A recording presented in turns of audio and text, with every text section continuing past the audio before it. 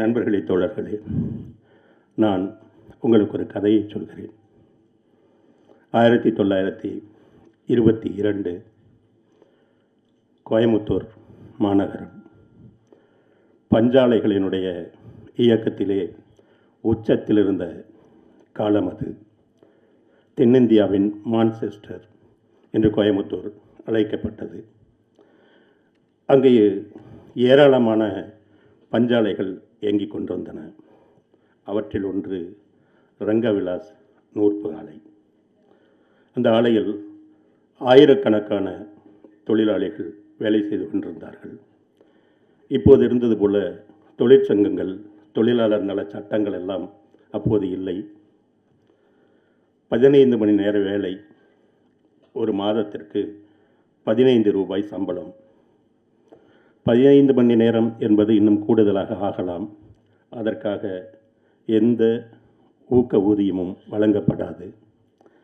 ஏதாவது ஒரு தொழிலாளி நிர்வாகத்திற்கு எதிராக பேசினாலோ, நடந்து கொண்டாலோ, சிந்தித்தாலோ, பஞ்சாலை பாதுகாப்பு இயக்கம் என்கிற ஒரு அமைப்பைச் சேர்ந்த ரவுடிகள் அந்த தொழிலாளர்களை சரியான முறையில் தண்டிப்பார்கள். இப்படி அடக்குமுறை உச்சத்தில் இருந்த அந்த நேரத்திலே மெதுவாக தொழிற்சங்க உரிமைகளுக்கான, தொழிலாளர்களின் உரிமைகளுக்கான குரல்கள் ஒலிக்க ஆரம்பிக்கின்றன. அவற்றில் மிக முக்கியமான ஒரு குரல் ராஜி என்கிற ஒரு பெண் தொழிலாளியினுடைய குரல். அவர்கள் ரங்கவிலாஸ் ஆலைகள் மட்டுமல்ல, மற்ற ஆலைகளில் இருக்கிற தொழிலாளர்களை எல்லாம் ஒன்றிருக்கிற வேலைகளை செய்து கொண்டிருந்தார்கள். அதில் ராஜியின் பங்கு பெரும் பங்காக இருந்தது. எப்படியாவது இந்த குரலை, தொழிலாளர் ஆதரவுக்கான உரிமை குரலை ஆரம்பத்திலேயே அடக்கிவிட வேண்டும் என்று பஞ்சாலை முதலாளிகள் முடிவெடுத்தார்கள். ஒரு நாள் தொழிற்சாலையினுடைய வேலை முடிந்து ராஜி போய்கொண்டிருந்த போது இந்த முதலாளிகளுடைய கைக்கூலியாக இருந்த பொன்னான் என்கிற ஒரு நபரை வைத்து ராஜியை தூக்கிச் சென்று ஒரு சோழ கொல்லைகளை வைத்து வன்புணர்வு செய்து அவரை கொலை செய்து விட்டார்கள். இந்த செய்தி தொழிலாளர்கள் மத்தியிலே பரவியது. அப்போது தொழிற்சங்கத்தில் முக்கியமான ஒரு பொறுப்பில் இருந்த ராமையன், ரங்கண்ணன், வெங்கடாச்சலம், சின்னையன் என்கிற 4 பேர் அந்த பொன்னானை பிடித்து அடித்து உதைத்தார்கள். அவர்களோடு மற்ற பெண் தொழிலாளர்களும் சேர்ந்து கொண்டார்கள். அவர்கள் கொடுத்த அடியில் பொன்னான் அந்த சம்பவ இடத்திலேயே இறந்து போனான். அதற்கு பிறகு இந்த 4 பேரையும் கைது செய்தது காவல்துறை. அப்போது சிங்கானூரினுடைய காவல்துறை ஆய்வாளராக இருந்த சாந்தப்பிள்ளை என்பவரை கொண்டு இவர்கள் மீது வெளிவர முடியாத அத்தனை பிரிவுகளிலும் வழக்குகள் தொடுக்கப்பட்டன. கோவை நீதிமன்றம் அந்த 4 பேருக்கும், ராமையன், ரங்கண்ணன், வெங்கடாச்சலம், சின்னையன் என்கிற அந்த 4 தொழிலாளர் தோழர்களுக்கு மரண தண்டனை விதித்தது. கம்யூனிஸ்ட் கட்சியும் தொழிற்சங்கமும் அந்த வழக்கை முடிய விடவில்லை. அவர்கள் மேல்முறையீட்டிற்காக கொண்டு சென்றார்கள். சென்னையிலும் அந்த மரண தண்டனை உறுதிப்படுத்தப்பட்டது. டெல்லியிலும் அந்த தண்டனை உறுதிப்படுத்தப்பட்டது. நண்பர்களே, அது வெள்ளையர்கள் ஆண்ட காலம். இந்த வழக்கை கம்யூனிஸ்ட் கட்சி லண்டனில் உள்ள சட்ட கவுன்சிலுக்கு எடுத்து சென்றது. அங்கேயும் அந்த மரண தண்டனை உறுதிப்படுத்தப்பட்டது. எல்லா மட்டங்களிலும் தோல்வியுற்ற பிறகு வேறு வழியில்லாமல் அந்த வழக்கு மரண தண்டனை என்கிற நிலையிலே நின்றது. அப்போது தொழிற்சங்கத்தினுடைய தலைவர்களாக இருந்த ஜோசி, ரமணி போன்ற தோழர்கள் எல்லாம் இந்த 4 தோழர்களை பார்த்து ஆறுதல் கூறினார்கள். ஆறுதல் கூறச் சென்றவர்களுக்கு அழுகி வந்தது. ஆனால் மரண தண்டனை ஏற்றுக்கொண்ட தோழர்கள் உறுதியாக இருந்தார்கள். எங்களை வழிநடத்துகிற, எங்களை போன்றவர்களை வழிநடத்துகிற தலைவர்கள் நீங்கள் அழக்கூடாது, இன்குலாப் ஜிந்தாபாத் என்று முழங்கினார்கள் அந்த 4 பேரும். நண்பர்களே, 1948 ஜனவரி 8 அந்த 4 தோழர்களும் தூக்கிலிடப்பட்டார்கள். அப்போது அவர்கள் சொன்னார்கள், இந்த மரண தண்டனையை ஏற்றுக்கொள்வதற்கு எங்களுக்கு துளியும் பயமில்லை. நாங்கள் தொழிலாளர்களுக்காக நின்றோம். எங்கள் வாழ்க்கை நாங்கள் விட்டு செல்கிற செய்தி தொழிலாளர் இயக்கத்தை ஒன்று சேர்க்க வேண்டும் என்பது மட்டும்தான் எங்கள் நோக்கமாக இருக்கிறது. இன்குலாப் ஜிந்தாபாத். எங்களுக்கு இந்த நாட்டினுடைய இந்த மரண தண்டனை அமுல்படுத்தக்கூடியவரிடம் ஒரே ஒரு கோரிக்கை மட்டும் இருக்கிறது. தோழர்களே, நாங்கள் இந்த போராட்டத்தில் ஒன்று சேர்ந்தோம். தொழிலாளர்களுடைய நலனுக்காக ஒன்று சேர்ந்தோம். அவர்களுடைய நல்ல வாழ்க்கைக்காக ஒன்று சேர்ந்தோம். ஒன்று சேர்ந்து போராடிய நாங்கள் ஒரே நேரத்தில் தூக்கிலிடப்பட்டோம். தோழர்களே, எங்களை தனித்தனியாக புதைத்து விடாதீர்கள், ஒரே குழியில் புதையுங்கள்.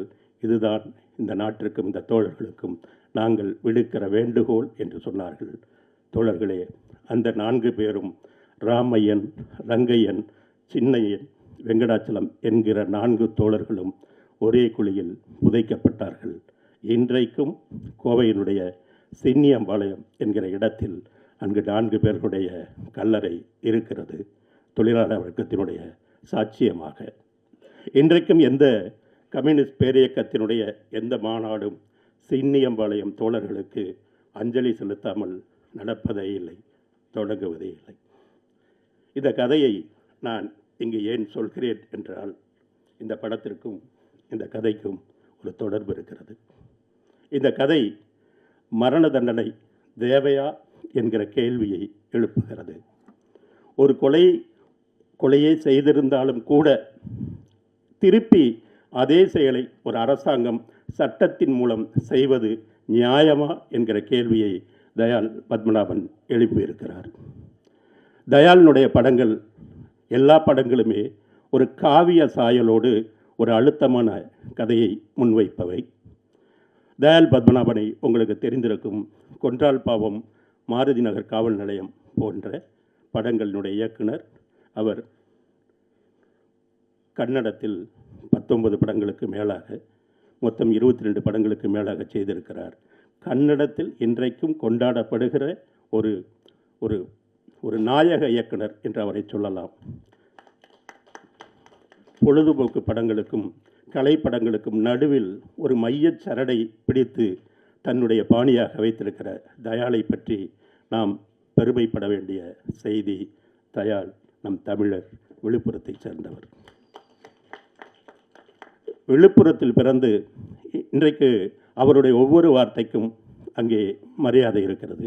நாம் நினைப்பது போல கர்நாடகம் தமிழர்களுக்கு எதிரியாக திரைத்துறையில் இல்லை என்பதை அவர் பல நேரங்களில் சொல்லியிருக்கிறார். திரைத்துறை சார்ந்த பல தொழிற்சங்கங்கள் அவருடைய வழிகாட்டுதலுக்காக நிற்கின்றன. பெரிய பெரிய நட்சத்திரங்கள் அவருடைய சொல்லை கேட்கிறார்கள். அப்படிப்பட்ட ஒரு பெருமையை தேடி தந்திருக்கிற தயாள் இயக்குகிற 3வது தமிழ் படம் லட்சுமிகாந்தன் கொலை வழக்கு. தயாள் எனக்கு எப்படி தெரியும்னா, கொன்றால் பாவம் படத்தில் நடிக்கிறதுக்காக கூப்பிட்டாங்க. நான் அதற்கு போயிருந்தேன். 2 நாள் நடித்தேன். ஒரு நாள் டப்பிங் பேசினேன். அவ்வளோதான் எனக்கு தெரியும். அவரோடு எனக்குள்ள உறவு அவ்வளோதான். அவர் படங்களோடு எனக்கு நிறைய உறவு இருக்கிறது. திடீரென அவரிடமிருந்து ஒரு நாள் ஒரு தொலைபேசி அழைப்பு வந்தது. சந்திக்க வேண்டும் என்றார். போனேன், சந்தித்தோம். இந்த படத்தினுடைய கதையை சொல்லி எப்படி இருக்கிறது என்று கேட்டார். அந்த கதையினுடைய ஆன்மா எனக்கு பிடித்திருந்தது. அந்த கதை எழுப்புகிற கேள்வி எனக்கு பிடித்திருந்தது. அந்த படம் சட்டத்தின் முன் வைக்கிற ஒரு சவால் எனக்கு பிடித்திருந்தது. எனக்கு கதை பிடித்திருக்கிறது என்று சொன்னேன். இதை நீங்கள் தான் திரைக்கதை உரையாடல் எழுத வேண்டும், நாம் இருவரும் எழுத வேண்டும் சொன்னார். எனக்கு தனியாக இல்லை, இந்த கதை உங்கள் கதை. இதை பற்றி ஒவ்வொரு வரியும் உங்களுக்கு தெரிந்திருக்கும். வேண்டுமானால் உங்களுக்கு நான் திரைக்கதையிலும் உரையாடலிலும் உதவி செய்கிறேன் என்று சொன்னேன். இப்படியாக நான் இந்த எழுத்தாளர்களில் ஒருவனாக ஆன பிறகு இதில் ஒரு நடிகனாக நடித்திருக்கிறேன். அது என்னன்னு சொல்லக்கூடாதுன்னு சொல்லியிருக்கிறது. இந்த சந்திப்பின் மூலமாக நாம் சொல்வது, கர்நாடகத்தை வெற்றி கொண்டிருக்கிற எங்கள் தமிழ் தயாளனுடைய 3வது படத்தை தமிழ்நாடு வரவேற்கிறது, ஆவலோடு காத்திருக்கிறது என்கிற செய்தியோடு விடைபெறுகிறேன். நன்றி, வணக்கம்.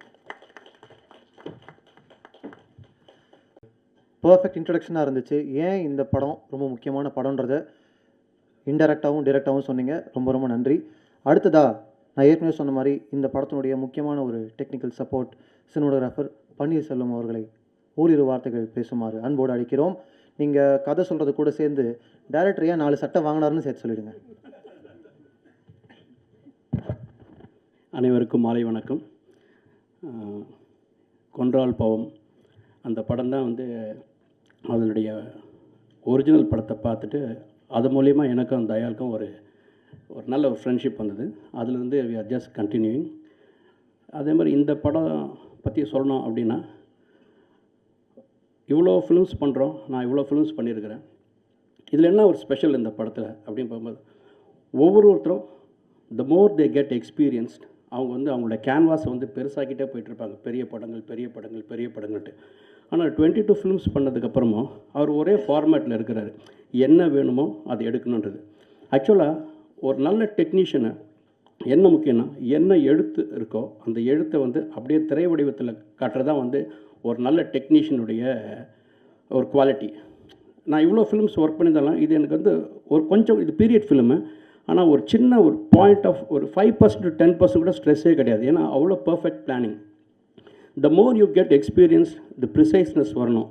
அந்த ப்ரிசைஸ்னஸும் ஒரு ஆர்ட் மேலே ஒரு குவாலிட்டியும் கண்ட்ரோலும் யாருக்கும் வரும் அப்படின்னா, எனக்கு என்ன வேணும் அப்படின்றது தெரியுது. அந்த தெளிவு அப்படி மட்டும்தான் முக்கியம். அந்த தெளிவு அவர் மேக்கிங்லேயும் ப்ரொடக்ஷன்லேயும் ரைட்டிங்லேயும் எல்லாத்துலேயுமே இருக்கும். அதாவது ஃப்ரம் ஸ்டார்ட் ஒரு கார் எத்தனை மணிக்கு வரணும், எத்தனை மணிக்கு பேக்கப், எத்தனை மணிக்கு ஃபுட்டுன்றது அளவுக்கு பிளானிங் இருக்கும். அந்த மாதிரி ஒரு பிளானிங் இருக்கும்போது ஒரு சின்ன படம் பெரிய படமாக இருக்கும். நிறைய பெரிய படங்கள் பண்ணும்போது எக்ஸ்பென்ஸு, பட்ஜெட்டு இதெல்லாம் போயிட்டே இருக்கும். ஆனால் இந்த ஃபிலிமை பொறுத்த வரைக்கும் எதுவுமே கையை விட்டு போகாதது காரணம் 100% அவருடைய விஷயம். அது கான்ஃபிடென்ஸ் இருக்கணும். ஒரு ரைட்டிங்கில் கான்ஃபிடென்ஸ் இருக்கணும், மேக்கிங்கில் கான்ஃபிடென்ஸ் இருக்கணும், ஸ்டோரி டெல்லிங்கில் கான்ஃபிடென்ஸ் இருக்கணும். எனக்கு தெரிஞ்சு very few directors will involve cinematographer இந்த ஸ்கிரிப்ட். என்கிட்ட இந்த ஸ்கிரிப்டை கொடுத்துட்டு நீங்கள் படிச்சுட்டு உங்களுடைய என்ன தோணுதோ அதை சொல்லுங்கன்னாரு. அது மட்டும் இல்லாமல் ஃபஸ்ட்டு சீன்லேருந்து எண்டு சீன் வரைக்கும் என்னை ப்ரிப்பேர் பண்ணி அங்கீகாரம் கொடுக்கறது. ஒரு அங்கீகாரம் அப்படின்றது நம்ம நிறைய படம் பண்ணுறதுனால இவர் நிறைய படம் பண்ணியிருக்கிறாரு அது கொடுக்குற அங்கீகாரம் கிடையாது. அது வந்து ஜஸ்ட் ஒரு ரெஸ்பெக்ட் டுவர்ட்ஸ் யர் ஆர்ட். ஆனால் ஒரு டெக்னிக்கலாக இவர் இவ்வளோ பண்ணுவார் அப்படின்னு தெரியும்போது நம்மளை ரெக்கக்னைஸ் பண்ணுறது இருக்கு இல்லைங்களா. நான் சின்ன சின்ன விஷயங்கள் நம்ம சொல்லும்போது கூட எல்லாத்தையும் சொல்லணும். ஆனால் ஒரே விஷயந்தான், எது சொல்கிறதா இருந்தாலும் பிஃபோர் ஷூட்டிங் எல்லாம் சொல்லிடணும். அந்த ஷூட்டிங் சொல்லி லாக் ஆகிட்டு போயிடுச்சுன்னா அதுக்கப்புறம் யார் சொன்னாலும் கேட்க மாட்டார். அதுதான் அவருடைய கேரக்டர், அதுதான் அவருடைய சக்ஸஸ் ஃபார்முலா. இவ்வளோ பேர் ஏன் இவ்வளோ கான்ஃபிடென்ஸ் இருக்குன்னா, அவர் டிசைனாக சட்டை போடுவார். அப்போ வந்து ஒரு நாள் நான் கேட்டேன், என்னங்க டிஃப்ரெண்ட்டாக சட்டை போட்டுருங்க, எத்தனை சட்டை தான் வச்சுருக்கிறீங்கன்னாரு. சார் இது மட்டும் இல்லை சார், இன்னும் ஒரு 4 சட்டை வச்சுருக்கிறேன்னாரு. போட வேண்டியதானுங்கன்னாரு. இல்லைங்க, ஒன்று வந்து ஃபஸ்ட்டு ப்ரெஸ் மீட்டுக்கு, இன்னொன்று வந்து ட்ரெய்லருக்கு, இன்னொன்று வந்து ஒரு ஃபங்க்ஷனுக்கு, அப்புறம் வந்து ஆடியோ இது சக்ஸஸ் மீட்டுக்கு. அதாவது ஒருத்தருக்கு எவ்வளோ கான்ஃபிடென்ஸ் இருந்தால் ஒரு சட்டையை வந்து நான் 6 மாதத்துக்கு முன்னாடி எடுத்து வச்சு இதுக்கு அதுன்னு சொல்கிறது. ஸோ பிளானிங் வந்து வெரி வெரி இம்பார்ட்டண்ட். ஸோ இது மாதிரி ஒரு ஃபிலிமில் வந்து எல்லாருக்கும் ஒரு ஸ்பேஸ், ஆக்டர்ஸ்க்காகட்டும் டெக்னீஷியன் ஆகட்டும், அவர் எல்லாம் ஒன்று தான். ஒரு வெற்றிக்கு என்ன ரெஸ்பெக்டோ அதே தான் பண்ணியிருக்கோம். அதே தான் ஒரு கடைசியாக அவருக்கு சின்ன கேரக்டர் பண்ணுற ஒரு ஆர்டிஸ்ட் கூட. ஸோ அந்த ரெஸ்பெக்ட் எங்கேருந்து வருதுன்னா, உன்னுடைய குவாலிட்டியை எனக்கு வேணும் அப்படின்னு சொல்லும்போது அந்த குவாலிட்டியை எந்த அளவுக்கு ஸ்க்ரீனில் வந்து டிரான்ஸ்ஃபர்மேஷன் கொடுக்குறது அது எல்லா டைரக்டருக்கும் வராது. அதனால் இவர் ஒவ்வொரு ஃபிலிமு பார்க்கும்போதும் எனக்கு ஒரு பிரமிப்பாக இருக்கும். திடீர்னு ஒரு நாள் சொல்லுவார், இந்த படம் பார்த்தீங்களா, என் படம் பார்த்தீங்களா, இல்லைங்களேன்னு அனுப்புனா அது சர்ப்ரைஸ் இருக்கும். இன்னொரு படம் அனுப்புவார், சர்ப்ரைஸ் இருக்கும். ஸோ 19 ஃபிலிம் பண்ணியிருக்கிறாரு, 20 ஃபிலிம் பண்ணியிருக்காருன்னா 20ம் வேறு மாதிரி இருக்கும். ஆனால் அவருடைய ஸ்பேஸ்னு இருக்கும். எனக்கு இதுதான் வேணும், அதுக்கு எந்த விதமான காம்ப்ரமைஸ் இல்லாமல் technical as well as content as well as creativity இதில் எந்த காம்ப்ரமைஸும் இல்லாமல் நான் இருப்பேன்னு சொல்கிறதுக்கு தெரியுமா, அது வந்து கேபி சார்கிட்ட இருக்கும், இல்லைனா வந்து பாரதிராஜா சார்கிட்ட இருக்கும், வெரி ஃபியூ பெரிய ஜாம்பவான்கள் கிட்ட இருக்கும். ஸோ அதை வந்து இருக்குது. ஸோ அது வந்து நான் எப்பவுமே சொல்லுவேன், எந்த காரணத்தை கொண்டும் உங்களுடைய ரூட் விட்டு மாறாதீங்க, irrespective of success and flop. அது வந்து சக்ஸஸ் அண்ட் ஃபெயிலியர் அப்படின்னு சொல்கிறது இன் டர்ம்ஸ் ஆஃப் பட்ஜெட் இருக்கும், not in the terms of content. So ஒரு புது கண்டென்ட் போகும்போது அது ஏற்றுக்கிற மனநிலையில் வந்து நம்ம பார்க்குற ரசிகர்களுக்கும் இருக்கணும், ஒர்க் பண்ணுறவங்களுக்கும் இருக்கணும். அந்த கான்ஃபிடென்ஸ் எங்களுக்கும் இருந்து. So thank you Dayal and thank you வெற்றி, பிரிகிடா, கவிதா பாரதி சார். இவர் மாதிரிலாம் ஆள்லாம் நான் எப்போ வைக்கணும்னா கடைசியாக பேச வைக்கணும். இவர் இவ்வளோ பேசிட்டாருன்னா அதுக்கப்புறம் நம்ம எவ்வளோ பேசினாலும் வந்து ஒரு இம்பேக்டாக இருக்காது பாருங்கள். இன்னும் நமக்கு வந்து அந்த ஃபியர் வந்து போகல. So I think this will be ஒரு விஷுவல் ட்ரீட்டாக இருக்கும் and it will satisfy in all classes of masses as well as audience. Thank you very much for this opportunity. Dayal, thank you very much. Mister எக்ஸா launch ஆகி நிறைய படங்களுக்கு முக்கியமான எக்ஸ்பேக்டராக மாறிக்கக்கூடிய மியூசிக் கம்போசர் தர்புக சிவா அவர்களை ஓரிரு வார்த்தைகள் பேசுமாறு அன்போடு அழைக்கிறோம். பேசுவீங்களா? ட்ரை. ஓகே, எல்லாருக்கும் வணக்கம். First of all as technician and as an artist நிறைய படத்தில் ஒர்க் பண்ணுற ஆப்பர்ச்சுனிட்டி கிடைக்கும். But after finishing the film how do you feel அப்படின்ற ஒரு விஷயம், அந்த ரெட்ரோஸ்பெக்ஷன் வந்து எல்லாருக்குமே இருக்கும்னு நினைக்கிறேன். ஸோ எனக்கு always I want to be part of films that I'll be proud of. இப்போ மட்டும் இல்லை, maybe when I finish my career, when I look back at my repertoire and say okay, these are the films I've seen, I've worked on. I want to be proud of every single film. So இது வரைக்கும் நான் பண்ணது எல்லா ஃபில்மும் am I proud அப்படின்னு கேட்டால் I'm not sure, but there are certain films I'm very proud of. So this is one such film. This is a film that I'll be very very proud of for being a part of it. Just clichéடாக எல்லாரும் சொல்கிற விஷயம் இல்லை, but of course when you work on a content and also when you work with a director who wants to make films because he cares for the art form, not because he needs to make one more film. அப்படிலாம் தாண்டி அவரோட focus is always on making a great film. A film எல்லாருக்கும் connect ஆகிற ஒரு படம் பண்ணுறது தான். So எங்களோட initial கான்வர்சேஷன்ஸ்லேருந்து we were not talking about how to make a song, இந்த பாட்டு எப்படி வைரல் ஆக்குறது, இது எப்படி ட்ரெண்டிங் ஆக்குறது. there was no conversations like that. இந்த சிச்சுவேஷனுக்கு என்ன மாதிரி பாட்டு வேணும், what's the most exciting song we can do for the situation. Same thing with the score பண்ணுறதுக்கு முன்னாடியே he gave me like a big flow chart. இது வரைக்கும் நான் பார்த்ததே இல்லை அந்த மாதிரி. ஸோ படத்தோடைய மியூசிக்கல் ஃப்ளோ எப்படி இருக்கணும்ன்ட்டு he gave me a flow chart of the dynamics of music. Score இங்கே எப்படி இருக்கலாம், அதெல்லாம் கொடுத்துட்டு he gave me the freedom. He said this is just a blueprint that I made, but இதை நீங்கள் படிச்சுட்டு இதை நீங்கள் மறந்துடுங்க, do whatever you want அப்படின்னு தான் சொன்னார். So I really enjoyed working with you and I'm so glad I'm a part of this film. And this is a very very honest and a sincere approach, and congratulations to everybody who's been part of this film. And I know just like me, all of you are in this film for the content and for what you get to do in this film. I know we all know that we don't get to do this in all the films, so congratulations to everyone, and I wish everyone the best and hope you all connect to this film. Thank you. Videos இருக்குது, அங்கே போய் பார்த்தீங்கன்னா தர்புக சிவா பயங்கரமாக dance ஆடிட்டு இருப்பார். Thank you so much.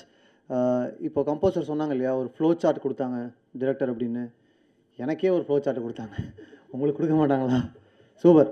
அடுத்ததா நம்ம யாரை பேச கூப்பிட போகிறோம் அப்படின்னா, கதையின் நாயகன் அறிவுமதி என்கிற வெற்றி அவர்களை ஓரிரு வார்த்தைகள் பேசுமாறு அன்போடு அழைக்கிறோம். ஸோ அனைவருக்கும் வணக்கம். எங்களோட இன்வைட்டை ஏற்று இங்கே வந்திருக்க ப்ரெஸ் பீப்புள், மீடியா பீப்புள் எல்லாருக்கும் என்னோட நன்றி தெரிவிச்சுக்கிறேன். Special thanks to Aarav brother எங்களோட இன்வைட் ஏற்று வந்ததுக்கு. ஸோ லக்ஷ்மிகாந்தன் கொலை வழக்கு, இந்த படத்தோட ப்ரொடியூசர் இன்றைக்கி வரல, சபரீஷன். அவரும் நானும் ஏற்கனவே ஒரு படம் பண்ணியிருக்கோம். ஸோ அவர் ஒரு நாள் கால் பண்ணி இந்த மாதிரி கொன்றல் பாவம் படம் பார்த்துருக்கீங்களா அப்படின்னு கேட்டார். பார்த்துருக்கேன் அப்படின்னு. அந்த டேரக்டர் உங்களை பார்க்கணுமா, மீட் பண்ணணும் அப்படின்னு சொன்னார். ஸோ அப்படி தான் நான் தயால் சாரை மீட் பண்ணேன். ஸோ வெரி ஹாப்பி இந்த படத்தில் ஒர்க் பண்ணதுக்கு. கூட நடித்த அத்தனை பேருக்கும் என்னோடய நன்றிகள் தெரிவிச்சுக்கிறேன். தயால் சார் மாதிரி ஒரு பிளான்டு பர்சன் நான் பார்த்ததே கிடையாது. ரொம்ப பெருமையாக இருக்குது அவர் கூட ஒர்க் பண்ணது. ஸோ உங்களை மாதிரி நானும் படம் பார்க்குறதுக்கு அவளை காத்துட்ருக்கேன். தேங்க்யூ. இப்போ தான் உட்காந்தேன், அதுக்குள்ளே எதுக்கு வச்சிட்டிங்க? அண்ட் வெற்றி, தொடர்ந்து நீங்கள் வந்து ரொம்ப நல்ல கண்டென்ட்டாக சூஸ் பண்ணி நடிச்சிட்ருக்கீங்க. We all wish you only huge success from here on. So பயங்கரமாக தொடர்ந்து இதை பண்ணிகிட்டே இருங்க. சீக்கிரமாக இன்னும் பெரிய மேடைகள் காத்திருக்கு. Thank you so much. அடுத்ததாக நம்ம எல்லாருக்குமே ரொம்ப விருப்பமான ஒரு முகம். இவங்க ஒரு கேரக்டர் எடுத்து நடிக்கிறாங்க அப்படின்னா பயங்கர கம்ஃபர்ட்டிங்காக இருக்கும். அவரோட வாய்ஸ் வந்து எனக்கு ரொம்ப கம்ஃபர்ட்டிங்காக இருக்கும். பயங்கரமான ஒரு பர்ஃபார்மர், ஆசிரியர் சர்க்குணமாக இந்த படத்தில் கலக்கியிருக்கக்கூடிய சரவணன் அவர்களை அன்போடு அழைக்கிறோம்.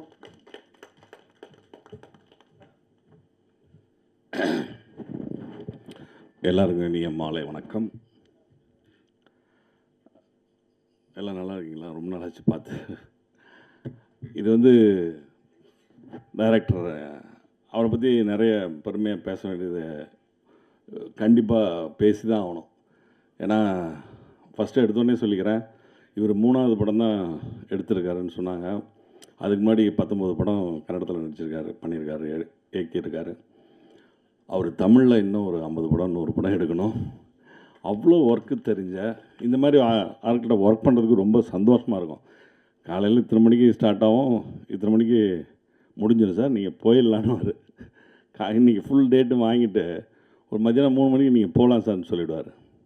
அதே மாதிரி டப்பிங் ஆகட்டும், அவர் டைலாக்கு எழுதி கையில் கொடுத்து அது அந்த கண்ணை சொல்லி கொடுத்ததாகட்டும், எல்லாமே பன்னீர் சார் சொன்ன மாதிரி அப்படியே ஞாபகத்திலே இருக்குது. இவர் நிறைய வேலை செய்யணும், நிறைய ஒர்க் பண்ணணும், நிறைய படம் எடுக்கணும். அந்தளவுக்கு வேலை தெரிஞ்சுட்டு வீட்டில் சும்மா இருக்கக்கூடாது. இறைவன் அருள் கண்டிப்பாக அவருக்கு வேணும். நிறைய படம் ஹிட் ஆகணும். இந்த படம் வெற்றிக்கும் நம்ம டைரக்டருக்கும் மிகப்பெரிய, இந்த தயாரிப்பாளருக்கு மிகப்பெரிய லாபத்தை சம்பாதித்து கொடுக்குற ஒரு நல்ல படமாக வரும். இறைவன் அருளால் இது மிகப்பெரிய வெற்றி அடையணும். என்னுடைய வாழ்த்துக்களை தெரிவிச்சுக்கிறேன். நன்றி, வணக்கம். அடுத்ததாக இந்த படத்தில் மல்லிகாவா அசத்தி இருக்கக்கூடிய பிரிகிடா அவர்களை தான் கூப்பிட போகிறோம். எனக்கு இது ஒரு நல்ல ரிலேட்டபிளான கேர்ள் நெக்ஸ்ட் டோர் முகம் அப்படின்னு நம்ம தாராளமாக சொல்லலாம். ஸோ பிரிகிடா, ஓரிரு வார்த்தைகள் படத்தை பற்றியும் உங்களுடைய மெமரிஸும்.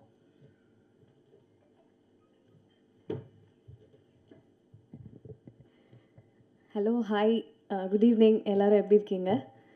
ரொம்ப ஹாப்பி இந்த படத்தில் நான் வந்து ஒரு பார்ட்டாக இருக்கிறதுக்கு. ரொம்ப எல்லாருமே சொல்லிட்டாங்க டைரக்டரை பற்றி. ஆல்ரெடி நான் சொல்ல வந்தது எல்லாமே ரொம்ப பர்ஃபெக்ஷனிஸ்ட். அண்ட் நான் ரொம்ப குயிக்காக இந்த படத்தில் வந்து எனக்கு எல்லாமே ரொம்ப குயிக்காக நடந்துச்சு. ஷூட்டிங் டேட்டும் குயிக்காக முடிஞ்சிருச்சு, ரொம்ப கம்மி நாள். நாங்கள் வந்து ஓகே சொன்னதும் மீட்டிங்கும் ரொம்ப குயிக்காக ஆச்சு. டக்குன்னு இந்த படம் சைன் பண்ண எல்லாமே ஸோ குவிக். ஸோ ஒரு வாரம் முன்னாடி தான் எனக்கு கால் வந்தது. அண்ட் ஆல்சோ சிவா சார் கிட்டேருந்தும் கால் வந்தது, இந்த படம் பண்ணுமா, நல்ல படம்னு. ஓகே சார், நான் போய் பார்க்குறேன்னு சொல்லியிருந்தேன். அம்மா கிட்ட கால் பண்ணியிருந்தாரு. அண்ட் தென் சார் கிட்டேருந்து கால் வந்தது. நான் போய் மீட் பண்ணுறேன். நம்மளுக்கு எப்போவுமே வந்து சில பர்சன்லாம் பார்த்தா நம்ம சினிமா ஃபீல்டில் வந்து ரொம்ப எக்ஸ்பீரியன்ஸ்டு, எல்லாருமே ரெஸ்பெக்ட் பண்ணுவாங்க, ரெஸ்பெக்ட்ஃபுல்லாக ஃபீல் பண்ண வைப்பாங்க. எல்லாமே தாண்டி ஒரு கம்ஃபர்ட் ஜோன் அண்ட் ஒரு ஃபாதர்லி ஃபிகராக வந்து எனக்கு இருந்தார் டே 1 அண்ட் ஃபர்ஸ்ட் மீட்டிங்லேயே. நாங்கள் ரொம்ப கம்ஃபர்டபுளாக வந்து நாங்கள் நிறைய விஷயம் பேசி ஷேர் பண்ண ஆரம்பிச்சிட்டோம் ஆக்சுவலி. ஸோ அதுவே வந்து எனக்கு என்ன படம் ஒர்க் பண்ணாலும் எனக்கு ஃபஸ்ட்டு வந்து அந்த பீப்புள் எப்படி இருக்காங்க அண்ட் எப்படி மதிக்கிறாங்க அண்ட் என்ன மாதிரியான கண்டென்ட் இருக்குது, அந்த கண்டென்ட்டை தாண்டி ஆஸ் அ பர்சனாக அவங்க எப்படி இருக்காங்கன்றது வந்து ரொம்ப இம்பார்ட்டன்ட். ஸோ அந்த மாதிரி சார் வந்து ஆஸ் அ பர்சனாக ப்ரொஃபஷ்னலாக எல்லாமே வந்து 100 out of 100 தான் எனக்கு. So such a good film, such a content film. And sir வந்து இன்ட்ரோ பண்ணியிருந்தார், பேசியிருந்தார் இந்த படத்தை பற்றி என்ன மாதிரி இருக்கும்னு. எனக்கு எப்போவுமே ஒரு ஃபீலிங் என்னவாக இருக்கும்னா, எப்போவுமே இருக்கும் கான்ஸ்டன்ட். அது நம்ம தப்பாக இந்த காலத்தில் பிறந்துட்டோமோ, நம்ம ஒரு 80s 90s பிறக்க வேண்டிய ஆளோ. ஏன்னா பண்ண படம் பண்ணுற படம் எல்லாமே நான் வந்து 80s 90s தான் பண்ணுறேன். ஒரு வேளை தப்பு பண்ணிட்டோமோ அப்படின்ற ஃபீலிங் எப்போவுமே இருக்கும். ஈவன் இட்லி கடையாக இருக்கட்டும், ஈவன் நான் இதுக்கப்புறம் பண்ணுற படம் சத்யவான் சாவித்ரின்னு ஒரு படம் பண்ணியிருக்கேன், ரிலீஸ் ஆகும் ஒரு 2 monthsல. Keerthy Suresh ma'am and sir பண்ண படத்தில் எல்லா படமுமே ஒரு 80s 90s. So I think இந்த படமும் அதே மாதிரி ஒரு ஸ்பெஷல். என்னதான் எல்லா படமும் அந்த மாதிரி இருந்தாலும் இந்த படம் வந்து ரொம்ப க்ளோஸ் டு ஹார்ட். கொஞ்சம் ஏன் சொல்கிறேன்னா, என்னோடய பாட்டியை மைண்டில் வச்சுட்டு நான் நடித்த படம் இது. நான் வந்து சார் கிட்ட கூட ஷேர் பண்ணதில்லை. என்னோடய பாட்டிக்கு வந்து 4 பசங்க, என் அப்பா அண்ட் 2 அத்தை அண்ட் இன்னொருத்தங்க சேர்த்து 4 பசங்க. என்னை ஃபஸ்ட்டு எடுத்தோடனே நான் எங்கே இந்த படத்துக்குள்ளே வந்து சோல்ஃபுல்லாக இறங்கினேன்னா, ஒரு ஃபோட்டோ எடுத்தாங்க. I still remember. ஒரு குழந்தைய மேலே கையில் வச்சுக்கணும், ஒரு குழந்தைய வந்து கீழே வச்சுக்கணும், ஒரு பொண்ணு ஒரு பையன். நீ கேரி பண்ணிவிட்டு நீங்கள் வந்து உன்னோட ஹஸ்பண்ட்காக வெயிட் பண்ணுற ஷாட், அதுதான் வந்து எனக்கு ஃபஸ்ட்டு எடுத்த shot. I remember.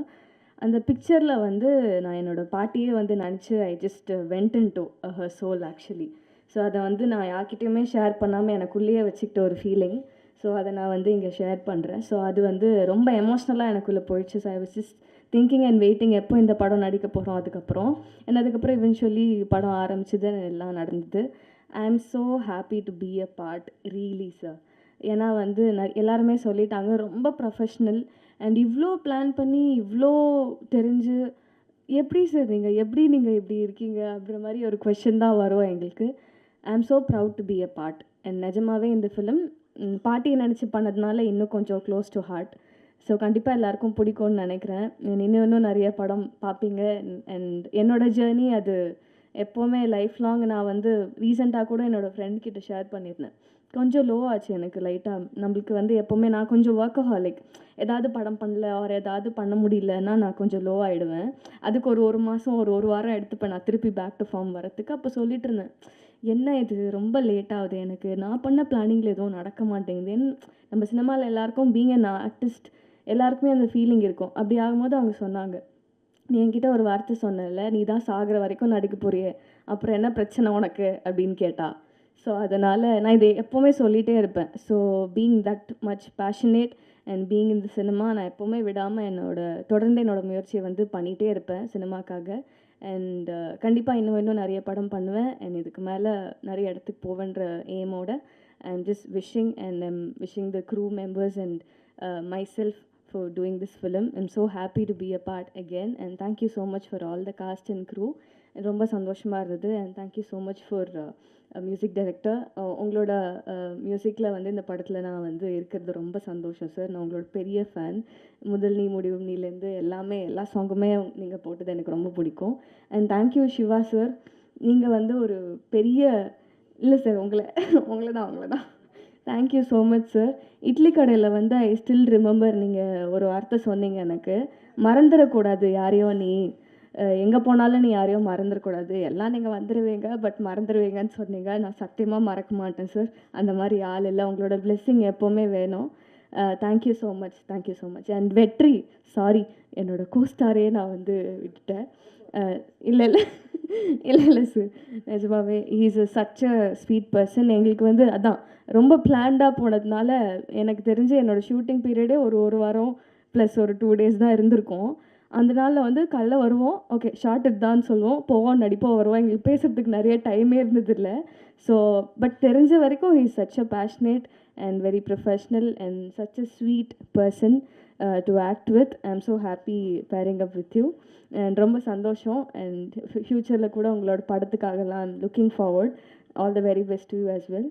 And thank you so much. Thank you so much. Keep loving me. Keep supporting me. Thank you so much. ஒரு ஷூட்டிங் ஸ்பாட்டில் பேசுகிறதுக்கு டைமே இல்லைனா அது எவ்வளோ ஒரு நல்ல shooting spot. Super super. So சிரிப்பு, சமத்தான முகம், கூடவே ஒரு கண்ணக்குழி. அவர் தான் பேச போகிறாரு. அருவி மதன் ப்ளீஸ்.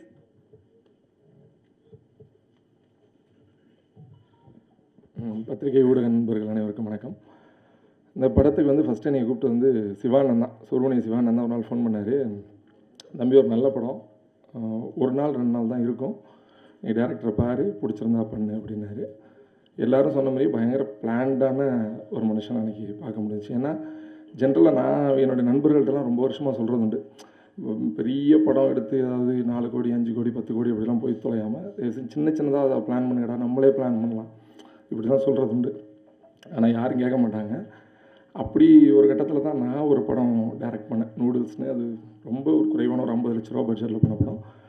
அது முதலீடு பண்ணி அதுக்கு தேவையான அளவுக்கான லாபத்தை அந்த படம் ஈட்டுனுச்சு. அதுக்கப்புறமாவும் நான் நிறைய பேர்கிட்ட டேய் இப்படி ஒன்று அப்படின்னா நிறைய பேர் ஒரு வீட்டுக்குள்ளாரையே சூப்பர் இப்படி பண்ணீங்க லாபமாக எல்லாம் கேட்பாங்க. ஆனால் கண்டிப்பாக அந்த மாதிரி ட்ரை பண்ணவே மாட்டாங்க. மறுபடியும் பெரிய படம், பெரிய பட்ஜெட்டு, ரொம்ப லத்தாஜிக்காக ஸ்டார்ட் பண்ணி லத்தாஜிக்காக முடிஞ்சு அப்படி தான் நடக்கும். ஆனால் எங்களுக்கு நல்ல சம்பளம் தருவாங்க. இந்த படத்தில் இன்னொரு நல்ல விஷயம் என்னென்னா, எப்படி எல்லாரும் சொன்ன மாதிரியே வந்து அட்வான்ஸ்டாக வந்து முன்னாடியெல்லாம் சொல்லிடுவார் இப்படி தான் பண்ண போகிறோன்னு. அதேமாதிரி அட்வான்ஸ்டாக பேமெண்ட்டையுமே கொடுத்துட்டாங்க, கம்ப்ளீட் பேமெண்ட்டையுமே. ஆமாம், அவ்வளோ கிளாரிட்டியாக அது பண்ணார். அப்புறம் உள்ளே போய் பார்த்தம்போது நிறையா இன்னும் சர்ப்ரைஸ் என்னென்னா, கவிதா பாரதி சாரோட ரைட்டப் அதில் இருக்குங்கிறது ரொம்ப சந்தோஷமாக இருந்துச்சு. ஏன்னா சாரை வந்து மோர் தென் ஆக்டர், ரைட்டராக ரொம்ப பிடிக்கும் எனக்கு. அப்புறம் இன்னொரு சர்ப்ரைஸ் வந்து வெற்றி பிரதர், அவரோட படங்களில் தொடர்ந்து நான் நிறையா படங்களில் நடிச்சிட்ருக்கேன். அப்புறம் இந்த ப்ரொடக்ஷன்லேயே இப்போ இது நடிச்சிட்டு இருக்கும்போதே இன்னொரு படம் அவங்க ப்ரொடக்ஷன்லேயே பண்ணுறேன். அது ஒரு நல்ல விஷயம். அப்புறம் சரவணன் இங்கே வந்து பார்க்கும்போது தான் தெரியும், ஓ அண்ணா நீங்களும் நடிச்சிருக்கீங்களா அப்படின்றது. இப்படி நிறைய பேர் ஒருத்தர் பார்த்துக்காமலே ஆனால் வெல் பிளான்டாக ஒரு படத்தை முடித்து அந்த படம் ரொம்ப நல்லா இருக்குன்னு பேர் வாங்குறதுங்கிறது வந்து ரொம்ப பெரிய விஷயம். கண்டிப்பாக இப்படி பிளான் பண்ணி கரெக்டாக பட்ஜெட்டில் எடுக்கும்போது நிச்சயமாக அது பொருளாதார ரீதியாகவும் பெரிய வெற்றி அடையும். நல்ல படத்தை பிளான் பண்ணி பொருளாதார ரீதியாகவும் ரொம்ப கரெக்டாக எடுக்கிறதுங்கிறது ரொம்ப வெகு சில டேரக்டரில் சாரும் ஒருத்தர். அவர் கூட நான் நடிக்கிறேங்கிறது ரொம்ப சந்தோஷம். இந்த படத்தை கண்டிப்பாக நீங்கள் ஒரு வெற்றி படமாக்கி கொடுக்கணும்னு உங்கள் எல்லாத்தையும் வேண்டி விரும்பி ரொம்ப தாழ்மையோடு கேட்டுக்கிறேன். அப்புறம் ஆரோ பிரதர், அவர் கூட நான் வந்து ஒரு 5-6 வருஷத்துக்கு முன்னாடி ஒரு படம் நடித்தேன். அதுக்கப்புறமா இப்போ தான் பார்க்குறோம். அவர் வந்து அடுத்தடுத்து நிறைய நல்ல படங்கள் பண்ணணும்னு நான் இறைவன்ட்ட வேண்டிக்கிறேன். அதேமாதிரி வெற்றி பிரதருக்கும் நிறைய நல்ல படங்கள் கிடைக்கணும். அப்புறம் பிரிகேடி அவங்களுக்கும் நிறைய நல்ல படங்கள் கிடைக்கணும். இங்கே வந்திருக்கிற எல்லாத்துக்கும் நிறைய நல்லது நடக்கணும்னு வேண்டிக்கிட்டு நன்றி, வணக்கம். எல்லாருக்கும் விஷ் பண்ணிங்க. உங்களுக்கும் நிறைய நல்லது நடக்கட்டும், நிறைய நல்ல படங்கள் அமையட்டும். Thank you so much. சூடாமணியா இந்த படத்தில் நடிச்சிருக்காங்க. எனக்கு சமீபத்தில் தமிழ் சினிமாவில் ஒரு சப்போர்ட்டிங் ஆர்டிஸ்ட் அவங்க நடிக்கிற ஒவ்வொரு கேரக்டரையும் ஒவ்வொரு படத்துக்கும் லைஃப் ஆட் பண்ணுறாங்க அப்படின்னா நம்ம தாராளமாக அவங்களை சொல்லலாம். லிஸி ஆண்டனி அவர்களை ஓரிரு வார்த்தைகள் பேசுமாறு அன்போடு அழைக்கிறோம். ரொம்ப டிஸ்டன்ஸாக ஃபீல் ஆகுது, சீக்கிரமா.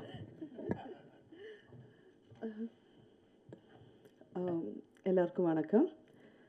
இப்போ ஒரு பர்ஃபார்மராக வந்து ஒரு படம் பண்ணும்போது நம்ம கஷ்டப்பட்டு ஒரு ரோல் எடுத்து அது நம்ம மெனக்கெட்டு நடிக்கும்போது பேக் ஆஃப் த மைண்ட் எனக்கு ஒரு இது இருக்கும், இதில் என்னெல்லாம் வரும் என்னெல்லாம் வராது அப்படின்னு ஒரு விஷயம் இருக்கும். அந்த மாதிரி எந்த டவுட்டுமே தயால் சார் படத்தில் வரவே வேண்டாம். ஏன்னா ஷூட்டிங்க்கு கூப்பிடும்போதே அன்றைக்கி எத்தனை காஸ்டியூம் சேஞ்ச் வரைக்கும் சொல்லி தான் கூப்பிடுவார். அவ்வளோ பர்ஃபெக்டாக இருக்கும். இத்தனை வருஷத்தில் இத்தனை படங்களில் எனக்கு ஒரு பெரிய சர்ப்ரைஸாக இருந்தது என்னென்னா, ஈவன் ஃபார் த ப்ரொமோஷன்ஸ், படத்துக்கு ஷூட்டிங்க்கு டேட் வாங்குற மாதிரி டேட் அனுப்புகிற மாதிரி இதுக்கும் ரொம்ப கிளாரிட்டியோட கேலண்டரில் மார்க் பண்ணி எனக்கு அனுப்பிச்சார். வியந்துட்டேன் நான். அது அனுப்பிச்சிட்டு பின்னாடியே ஒரு வாய்ஸ் நோட், நீங்கள் கண்டிப்பாக இருக்கணும், சப்போர்ட் பண்ணியே ஆகணும், உங்களுக்கு ஆப்ஷனே கிடையாது அப்படிங்கிற மாதிரி. ஸோ இந்த படம் எவ்வளோ சக்ஸஸ்ஃபுல் ஆகணுன்னா அவர் இன்னொரு வாட்டி வேறு லாங்குவேஜ் போய் படம் பண்ணணுன்னே யோசிக்கக்கூடாது. தமிழ்லே இன்னும் நிறைய 50-100 படங்கள் எடுத்துக்கிட்டே இருக்கணும். அந்தளவுக்கு இந்த படம் சக்ஸஸ் ஆகணும். Thank you so much. அடுத்ததாக இந்த படத்தில் தர்மன் அப்படின்னு ஒரு கேரக்டரில் ஒரு சப்போர்ட்டிங் ஆர்டிஸ்டில் இவங்க நடிச்சிருக்காங்க. ஆனால் இவங்க ஒரு ரைட்டர், டைரக்டர், ரொம்ப முக்கியமான ஒரு பர்சன் இண்டஸ்ட்ரியில். நான் அவங்கள வெல்கம் பண்ணும்போது சொன்னேன், என்ன உடனே வந்துட்டீங்க, படத்துக்கு மட்டும் இல்லை, படத்தில் மட்டும் இல்லை, நிறைய டீம்ஸுக்கு, நிறைய டைரக்டர்ஸ்க்கு ஒரு பெரிய சப்போர்ட்டாக இருக்கீங்க. Thank you so much. தேங்க்யூ.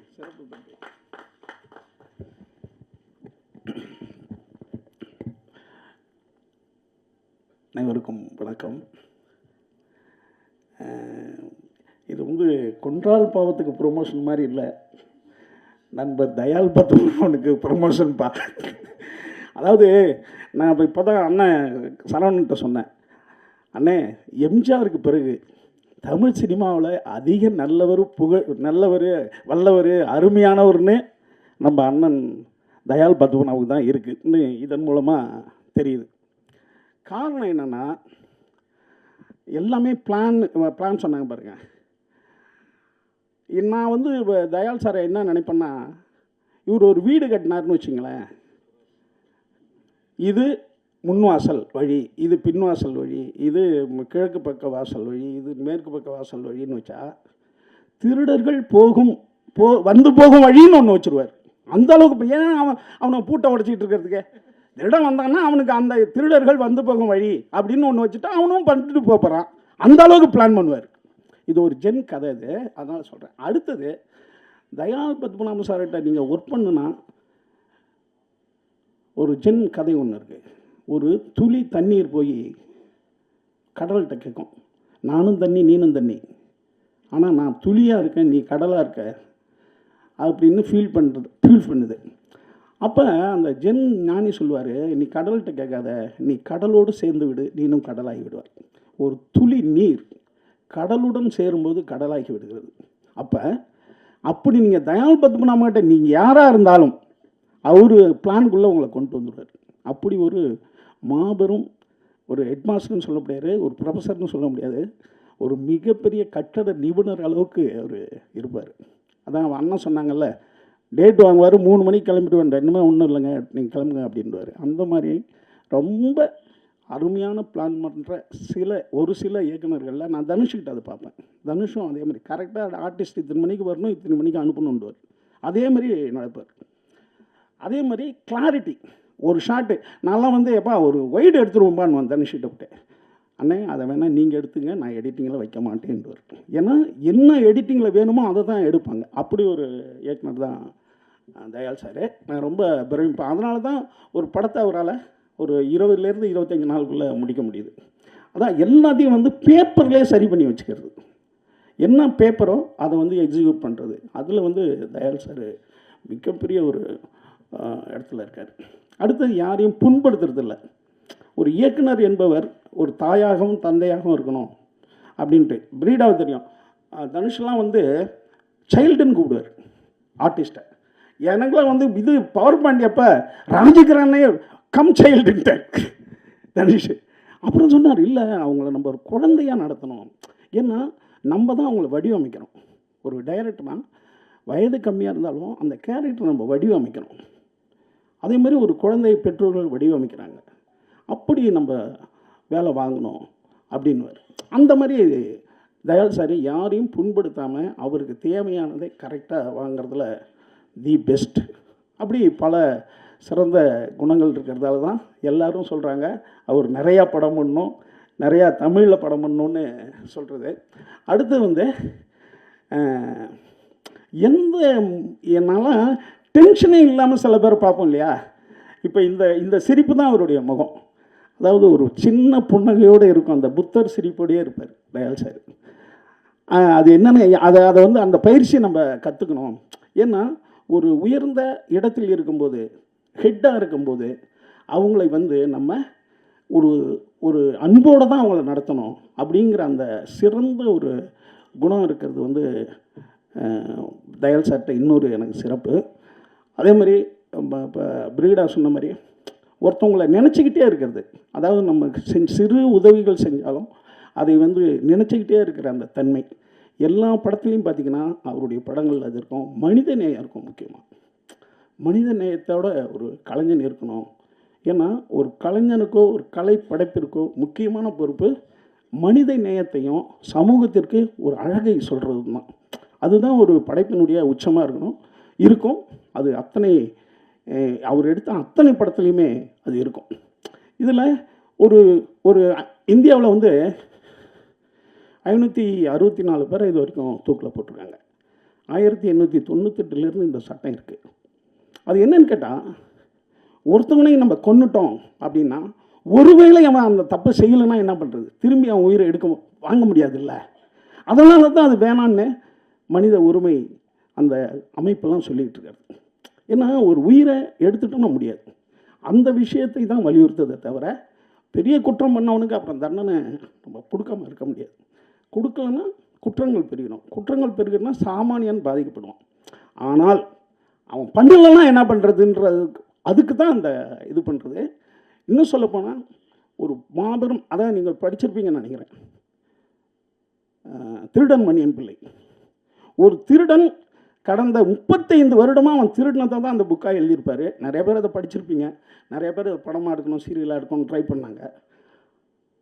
அது வந்து சாகித்ய அகாடமி வாங்குச்சு. ஒரு திருடன் தன் வரலாறை எழுதின கதை வந்து சாகித்யம் வாங்கி கொடுத்தாங்க. அதில் ஒரு அற்புதமான ஒரு காட்சி இருக்குது. அவன் பாருங்களேன், ஒரு திருடனுக்கு எவ்வளோ ஒரு மனித நேயம் இருக்குது பாருங்க. அவன் ஊரு கூட உழுந்து திருடுறவன், பூந்து ஒரு வாட்சை திருடுவான். ஒரு குழந்தையினுடைய வாட்சை திருடிடுவான். அந்த கேஸில் அந்த வாட்சை விற்கும்போது மாட்டிக்குவான். இப்போ கோர்ட்டுக்கு வரும். அது கோர்ட்டுக்கு வந்தால் அந்த மணியன் பிள்ளையை தான் வாதாடுவார். அவர் நிறைய திருட்டு வழக்கில் போனதால் அவளே வாதாடுவார். இன்னும் சொல்ல போனால் பல ஜட்ஜுகளே பயப்படுவாங்க, ஐயோ திருடன் மணியன் பிள்ளை கேஸா அப்படின்ட்டு. இப்போ அவர் என்ன சொல்கிறார், யார் வாட்சோ அவங்க வரணுன்றார். அப்போ ஒரு 13 வயசு பாப்பா, அது பேர் விஜயா, அது வந்து அந்த குற்றவாளி கூண்டல் நிற்கும். நின்னா அதுக்கிட்ட போய் கிராஸ் கேள்வி கேட்பார் மணியன் பிள்ளை. உன் வாட்ச் என்ன கலரு, அதுக்கு என்ன நம்பருன்னு அது அழ ஆரம்பிச்சிடும். அழ ஆரம்பிச்சோன்னா அவர் என்ன கேட்பாருன்னா, அது ஒரு எப்படி, அது செயின் வந்து கோல்டு கலரில் இருக்கும். அது கோல்டு கலர்லாம் இருக்குமா நிறையா வாட்ச்சு, அதுக்கு ஒரு நம்பர் இருக்குது, அந்த நம்பர் என்னான்னுவார். அதுக்கு தெரியாது, அழுவோம். இப்போ அந்த கேஸ்லேருந்து இவர் வெளில வந்துடுவார். அந்த பாப்பா அழுதுகிட்டே போயிடும். அன்னைக்கு இரவு அவர் வந்து அந்த ரூமில் உட்காந்து தூக்கமே வராது மணியன் பிள்ளைக்கு. ஏன்னா ஒரு 13 வயசு பாப்பாவை நம்ம அழ வச்சிட்டோமே, ஆனால் திருடினது நம்ம தானே அப்படின்ட்டு அவர் தூக்கமே வராத. அடுத்த நாள் ஒரு கடிதம் எழுதுவார் அந்த பாப்பாவுக்கு. என்ன எழுதுவார்னா, விஜயா பாப்பா, அதை திருடினது நான் தான். ஆனால் நான் அதை ஒத்துக்கிட்டேன்னா இன்னும் 3 மாதம் எனக்கு அதிகம் ஜெயிலில் போட்டுருவாங்க. அதனால தான் நான் உன்கிட்ட கிராஸ் கேள்வி கேட்டு நான் தப்பிச்சிட்டேன். ஆனால் திருடினது நான் தான். மாமா இன்னும் 3 மாதம் கழித்து வந்துடுவேன் ஜெயிலேருந்து, வந்து உனக்கு வாட்சி வாங்கி தரேன் அப்படின்னு எழுதிடுவார். அவங்க அப்பா, அந்த பாப்பாவுடைய அப்பா என்னன்னா, அந்த லெட்டரை எடுத்துகிட்டு போயிட்டு அந்த பக்கத்தில் உள்ள ஸ்டேஷனில் கொடுத்துருவார். பார்த்தீங்களாங்க, திருடியிருக்காங்க, அவங்க கைப்படவே எழுதிட்டாங்கன்னு. அந்த ஸ்டேஷன் போலீஸ் சொல்லுவார், யோ உன் புள்ள கண் கலங்கிடுச்சு, நீ இன்னக்குமே அழுகக்கூடாது அப்படின்னு சொல்லி இந்த லெட்டரில் எழுதியிருக்கான். அவனை திரும்பி ஜெயிலில் கொண்டு வந்து போடணும்னு நினைக்கிறியா? அப்பனை விட அந்த திருடன் எவ்வளோ நல்லவன் அப்படின்னுவார். அப்போ மனித நேயம் எவ்வளோ ஒரு திருடனுக்கும் இருக்குன்றதால தான் அது சாகித்ய அகாடமி. அப்படி தான் ஒவ்வொரு விஷயமும். இதுலேயும் அந்த கேரக்டர் வந்து நான் ரொம்ப ஓப்பனாக சொல்லக்கூடாது, இருந்தாலும் அவங்களுள்ள ஒரு எப்படி ஒரு உண்மை இருக்குது. அந்த உண்மை தெரியும் போது அவன் குற்றவாளி இல்லாமல் கூட போயிடும். அப்படி ஒரு சிறந்த ஒரு அருமையான ஒரு படத்தை எடுத்திருக்காரு அண்ணன் கவிதா வாரியார் சொன்ன மாதிரி.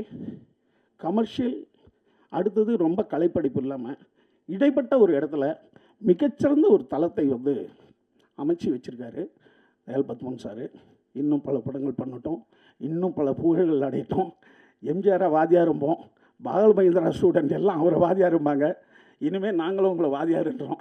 ஏன்னா அந்த கட்டமைப்புக்கு கரெக்டான இப்படி பண்ணணும் படம். 20 நாள்னா 20 நாள் படம் முடிக்கிற அந்த திட்டமிடலுக்கு நீங்கள் வாதியார் தான். நன்றி, வணக்கம்.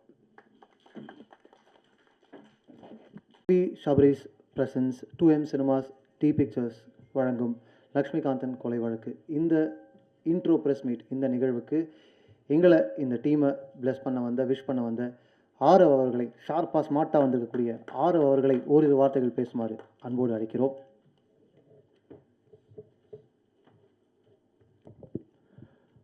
அனைவருக்கும் வணக்கம். எல்லாரும் தயாள் சாரை பற்றி நிறைய சொல்லிட்டாங்க, என்ன சொல்கிறதுன்னு தெரியல. ஸோ எனக்கு ஒரு 5 இயர்ஸாக தயாள் சாரை தெரியும். கொன்றால் பாவம் படத்துக்கு ஃபஸ்ட்டு எனக்கு கதை சொன்னாங்க. அந்த டைமில் அது பண்ண முடியல. நம்ம டக்குன்னு ஒரு 2 வீக்ஸ் கழித்து கால் பண்ணோம், சார் அது படத்தை முடிச்சிட்டேன் சார், எடிட்டிங்கில் இருக்குன்னுவார். அதே மாதிரி அதனால் அப்போ முடிவு பண்ணிட்டேன், இவர் எப்போ கால் பண்ணாலும் உடனே நம்ம எடுத்துடணும், மிஸ் பண்ணால் அவர் படத்தை எடுத்து முடிச்சிருவார் அப்படின்னு சொல்லிட்டு அடுத்த படம் மாருதி நகர் போலீஸ் ஸ்டேஷன் பண்ண போகிறேன்னார். அவர் ஃபோனு அடுத்த செகண்ட் எடுத்துட்டேன். சார் சொல்லுங்கள் அப்படின்னா, சார் நம்ம ஒரு படம் ஒன்று பிளான் பண்ணுறோம், எப்போ சார் ஷூட்டிங் பண்ணால் 1 வாரத்தில் ஷூட்டிங் போகிறேன்னு சொல்லுவார். எத்தனை நாள் சார்னா, அப்போ அதுக்கு தான் ஹையஸ்ட் நம்பர் ஆஃப் டேஸ் சொன்னார், 22 நாள் சொன்னார். ஆனால் அதையும் 18 நாளில் முடிச்சிட்டாரு. ஸோ அதுக்கப்புறம் வந்து இந்த லக்ஷ்மிகாந்தன் கொலை வழக்கோட ஸ்கிரிப்டை எனக்கு கொடுத்தாரு சார். நீங்கள் சார் படித்து பாருங்கள் அப்படின்னு சொன்னார். லாஸ்ட் இயரில் கொடுத்தாரு. சூப்பராக இருந்துச்சு, ரொம்ப நல்லா இருக்குது சார் அப்படின்னு. என்றைக்குமே அவருடைய கதைகளில் ஒரு பொலிட்டிக்கல் லேயர் ஒன்று இருந்துகிட்டே இருக்கும். அது வந்து மக்களுக்கு சொல்ல வேண்டிய ஒரு கருத்து ஒன்று, இண்டஸ்ட்ரியில் இருக்கிறவங்களுக்கு எப்பயுமே அது ஒரு பொறுப்பு இருக்குது. ஸோ அதை உணர்ந்து அதை கரெக்டாக அது ஒரு கமர்ஷியல் இதில் வந்து அழகாக அதை ப்ரெசென்ட் பண்ணுவார். நான் எப்பயுமே சொல்லிகிட்டே இருப்பேன், சார் நீங்கள் வந்து ஒரு பெரிய படம் பண்ணுங்கள் சார், நீங்கள் ஒரு பெரிய ஆக்டர் வச்சு ஒரு பெரிய படம் பண்ணுங்கன்னா. அவருக்கு அந்த இது இல்லை, அவருக்கு போயிட்டு ஒரு 15 நாளில் படத்தை போய் ஷூட் பண்ணிட்டு வந்துடணும். ஆனால் அதை வந்து பயங்கரமாக பண்ணுவார். லக்ஷ்மிகாந்தன் கொலை வழக்கோட இது ஃபுட்டேஜ் கூட நான் பார்த்தேன், சூப்பராக வந்திருக்கு படம். நல்ல ஒரு அந்த மரண தண்டனை அது அவசியமா இல்லையா அப்படின்ற ஒரு கருத்தை பேசுகிற படமாக இருக்குது, நல்லா இருக்குது. வெற்றி, உங்களுடைய செலெக்ஷன் ஆஃப் ஃபிலிம்ஸ் நல்லா இருக்குது, நல்லா பண்ணுங்கள். அப்படியே பிரிகேதா, ஆல் த பெஸ்ட், நல்லா பண்ணியிருக்கீங்க. And wishes to all the cast and crew. Darbuka Siva bro, உங்கள் மியூசிக் வந்து என் லைஃப்பில் ஒரு பெரிய இது ப்ளே பண்ணியிருக்கு. உங்களால் தான் எனக்கு கல்யாணமே ஆச்சுது. ஆமாம். ஸோ பொண்ணு பார்க்க போகிற இடத்துல வந்து என்றைக்குமே பொண்ணு வந்து பாட்டு பாடணும்னு சொல்லி கேட்பாங்க. நான் சும்மா கேட்டேன், பொண்ணுக்கு பாட தெரியுமா அப்படின்னு கேட்டேன். ஏன் பொண்ணு தான் பாடணுமா, மாப்பிள்ளை பாடட்டுமேன்னு சொல்லிட்டாங்க டக்குன்னு. ஸோ அப்புறம் உங்களோட விசிறி பாட்டை பாடி கரெக்ட் பண்ணி தான், குடும்பத்தை கரெக்ட் பண்ணி தான் எனக்கு கல்யாணம் ஆச்சுது. So thank you so much. Lakshmikanthan கொலை வழக்கு அது சப்போர்ட் பண்ணுங்கள். நல்ல ஒரு படம், இந்த மாதிரி படங்கள் வரணும் தமிழ் சினிமாவில். நல்லபடியாக வந்து ஹிட் ஆகட்டும். Wishes to all the cast and crew. Thank you so much. ரொம்ப ரொம்ப நன்றி. Thank you so much for your wishes and presence. So அடுத்தது எல்லாரும் இவரை பற்றி புகழ்ந்து எல்லாமே பேசிட்டாங்க. தயாள் பத்மநாபன் அவர்களை தான் கூப்பிட போகிறோம். எனக்கு வந்து அவங்களுடைய நரேஷன் ஒரு தடவை கேட்ட அனுபவம் இருக்குது. பயங்கர பவர்ஃபுல் நரேட்டர், பயங்கர பவர்ஃபுல் வாய்ஸ். மாருதி நகர் போலீஸ் ஸ்டேஷன், மாருதி நகர் காவல் நிலையம் படத்தினுடைய கதையை கேட்டேன். அண்ட் மைக்கே தேவையில்லை, நீங்கள் ஆக்சுவலாக அங்கேருந்து கூட அப்படியே பேசலாம்னு நினைக்கிறேன். ஸோ அவங்களுடைய ஜேர்னி நான் ரொம்ப க்ளோஸாக ஃபாலோ பண்ணியிருக்கேன். எனக்கு ரொம்ப ரொம்ப பிடிச்ச ஒரு கிராஃப்ட்ஸ்மேன். அண்ட் ஏற்கனவே சொன்ன மாதிரி கன்னடத்தில் பல படங்கள், தெலுங்கில் ஒரு படம், அண்ட் தமிழில் இப்போது 3வது படம், 22வது படம் இப்போது டோட்டலாக நீங்கள் பண்ணுறீங்க. ரொம்ப ரொம்ப சந்தோஷமாக இருக்குது. ஸோ எல்லோரும் உங்களை பற்றி பேசிட்டாங்க. இப்போ நீங்கள் இந்த படத்துலேருந்து எக்ஸ்ட்ரா சீக்ரெட்ஸ், எக்ஸ்ட்ரா சர்ப்ரைஸ்லாம் எங்களுக்கு ஷேர் பண்ணிங்கன்னா it would be great.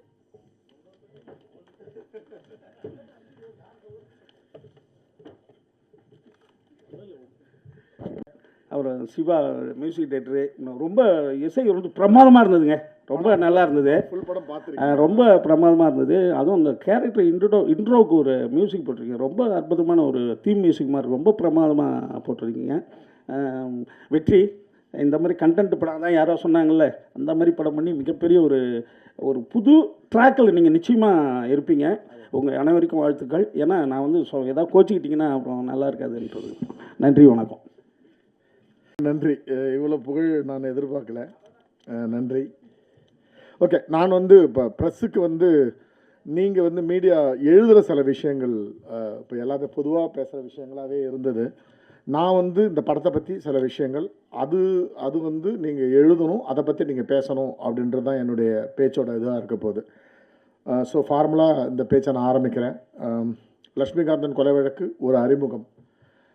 2M cinemas K V Sabareesh, T pictures சார்பில் என்னுடைய தயால் பத்மநாபன் ப்ரொடக்ஷன்ஸ் நாங்கள் 2 பேரும் சேர்ந்து தயாரிச்சிருக்கிற இந்த படத்தோட ஒரு அறிமுகம். இந்த விழாவுக்கு வந்திருக்கிற ஊடக நண்பர்கள் அனைவரையும் நான் சபரீஷ் சார் சார்பையும் என்னுடைய சார்பிலும் வரவேற்கிறேன். என்னுடைய காஸ்ட் அண்ட் க்ரூ, என்னுடைய சீஃப் கெஸ்ட் அவரையும் வரவேற்க ரொம்ப பெருமகிழ்ச்சி அடைகிறேன்.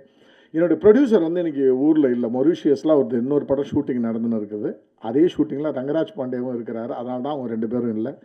ஸோ வேறு வதந்திகள் எதையும் நம்ப வேண்டாம். அதுதான் உண்மை. இப்போ வந்து பொதுவாக என்னன்னா, இது எனக்கு 22வது படம். தமிழில் வந்து 3வது படம். ஏற்கனவே கொண்டால் பாவம், மாருதி நகர் போலீஸ் ஸ்டேஷன் ஆன பிறகு இது எனக்கு 3வது படம். இந்த படத்தோட கதையை பற்றி சொல்லணுன்னா, நான் வந்து சில அவசியப்படுதுன்றதால நானும் என்னுடைய நடிகர்களும் என்னுடைய டெக்னீஷியன்ஸும் சில விஷயங்களை உங்கள்கிட்ட இருந்து மறைச்சி வச்சுருக்கோம். அதுக்கான காரணம் இருக்குது. அந்த காரணத்தை நாங்கள் வெற்றி விழாவில் சொல்வோம். ஓகேங்களா? ஸோ அது என்ன காரணம், என்ன விஷயத்தை நாங்கள் மறைச்சிருக்கிறோன்றதை நாங்கள் அப்புறம் சொல்லுவோம். அதேமாதிரி லக்ஷ்மிகாந்தன் கொலை வழக்குன்னு நான் டைட்டில் அனௌன்ஸ் பண்ண உடனே ரேகா வந்து ப்ரெஸ் நோட் எழுத ஆரம்பித்த உடனே அவங்களே நிறையா இது மாதிரி வந்து உண்மை சம்பவத்தை அடிப்படை அப்படி இப்படின்னு சொல்லி நிறையா எழுதின பிறகு ரேகாவிட்ட கூப்பிட்டோம். ரேகா, நான் ஏன் தெரியுங்களா உங்களோட ரைட்டிங்கில் நான் கரெக்ட் பண்ணல, உங்களுக்கு ஒரு பர்செப்ஷன் இருந்துச்சுன்னா லக்ஷ்மிகாந்தன் கொலை வழக்குனோடனே பாகவதர் அது ஒரு கொலை அப்படின்னு உங்களுக்கு ஒன்று வந்துச்சுல, எல்லாருக்கும் அப்படி வரட்டும். ஓகே, எல்லாரும் அப்படியே நினச்சின்னு வரட்டும். பட் அங்கே ஒரு இன்னொரு பேக்கேஜ் இருக்கட்டும், அதுக்கு கான்ட்ராஸ்ட்டாக ஒரு பேக்கேஜ் இருக்கட்டும். அந்த பேக்கேஜை அவங்க என்ஜாய் பண்ணட்டும். அதனால தான் நான் மொதல் ப்ரெஸ் மீட்டில் அதை ஆன பிறகு தான் நான் செகண்ட் ப்ரெஸ் நோட்டில் தான் ரேகாட்ட சொன்னேன், இனிமேட்டு யார்கிட்டையும் அதை சொல்லாதீங்க, அது இது வந்து உண்மை சம்பவத்தை அடிப்படையாக வச்சது, அந்த காலத்தில் பரபரப்பை ஏற்படுத்திய விஷயம்லாம் சொல்லாதீங்க.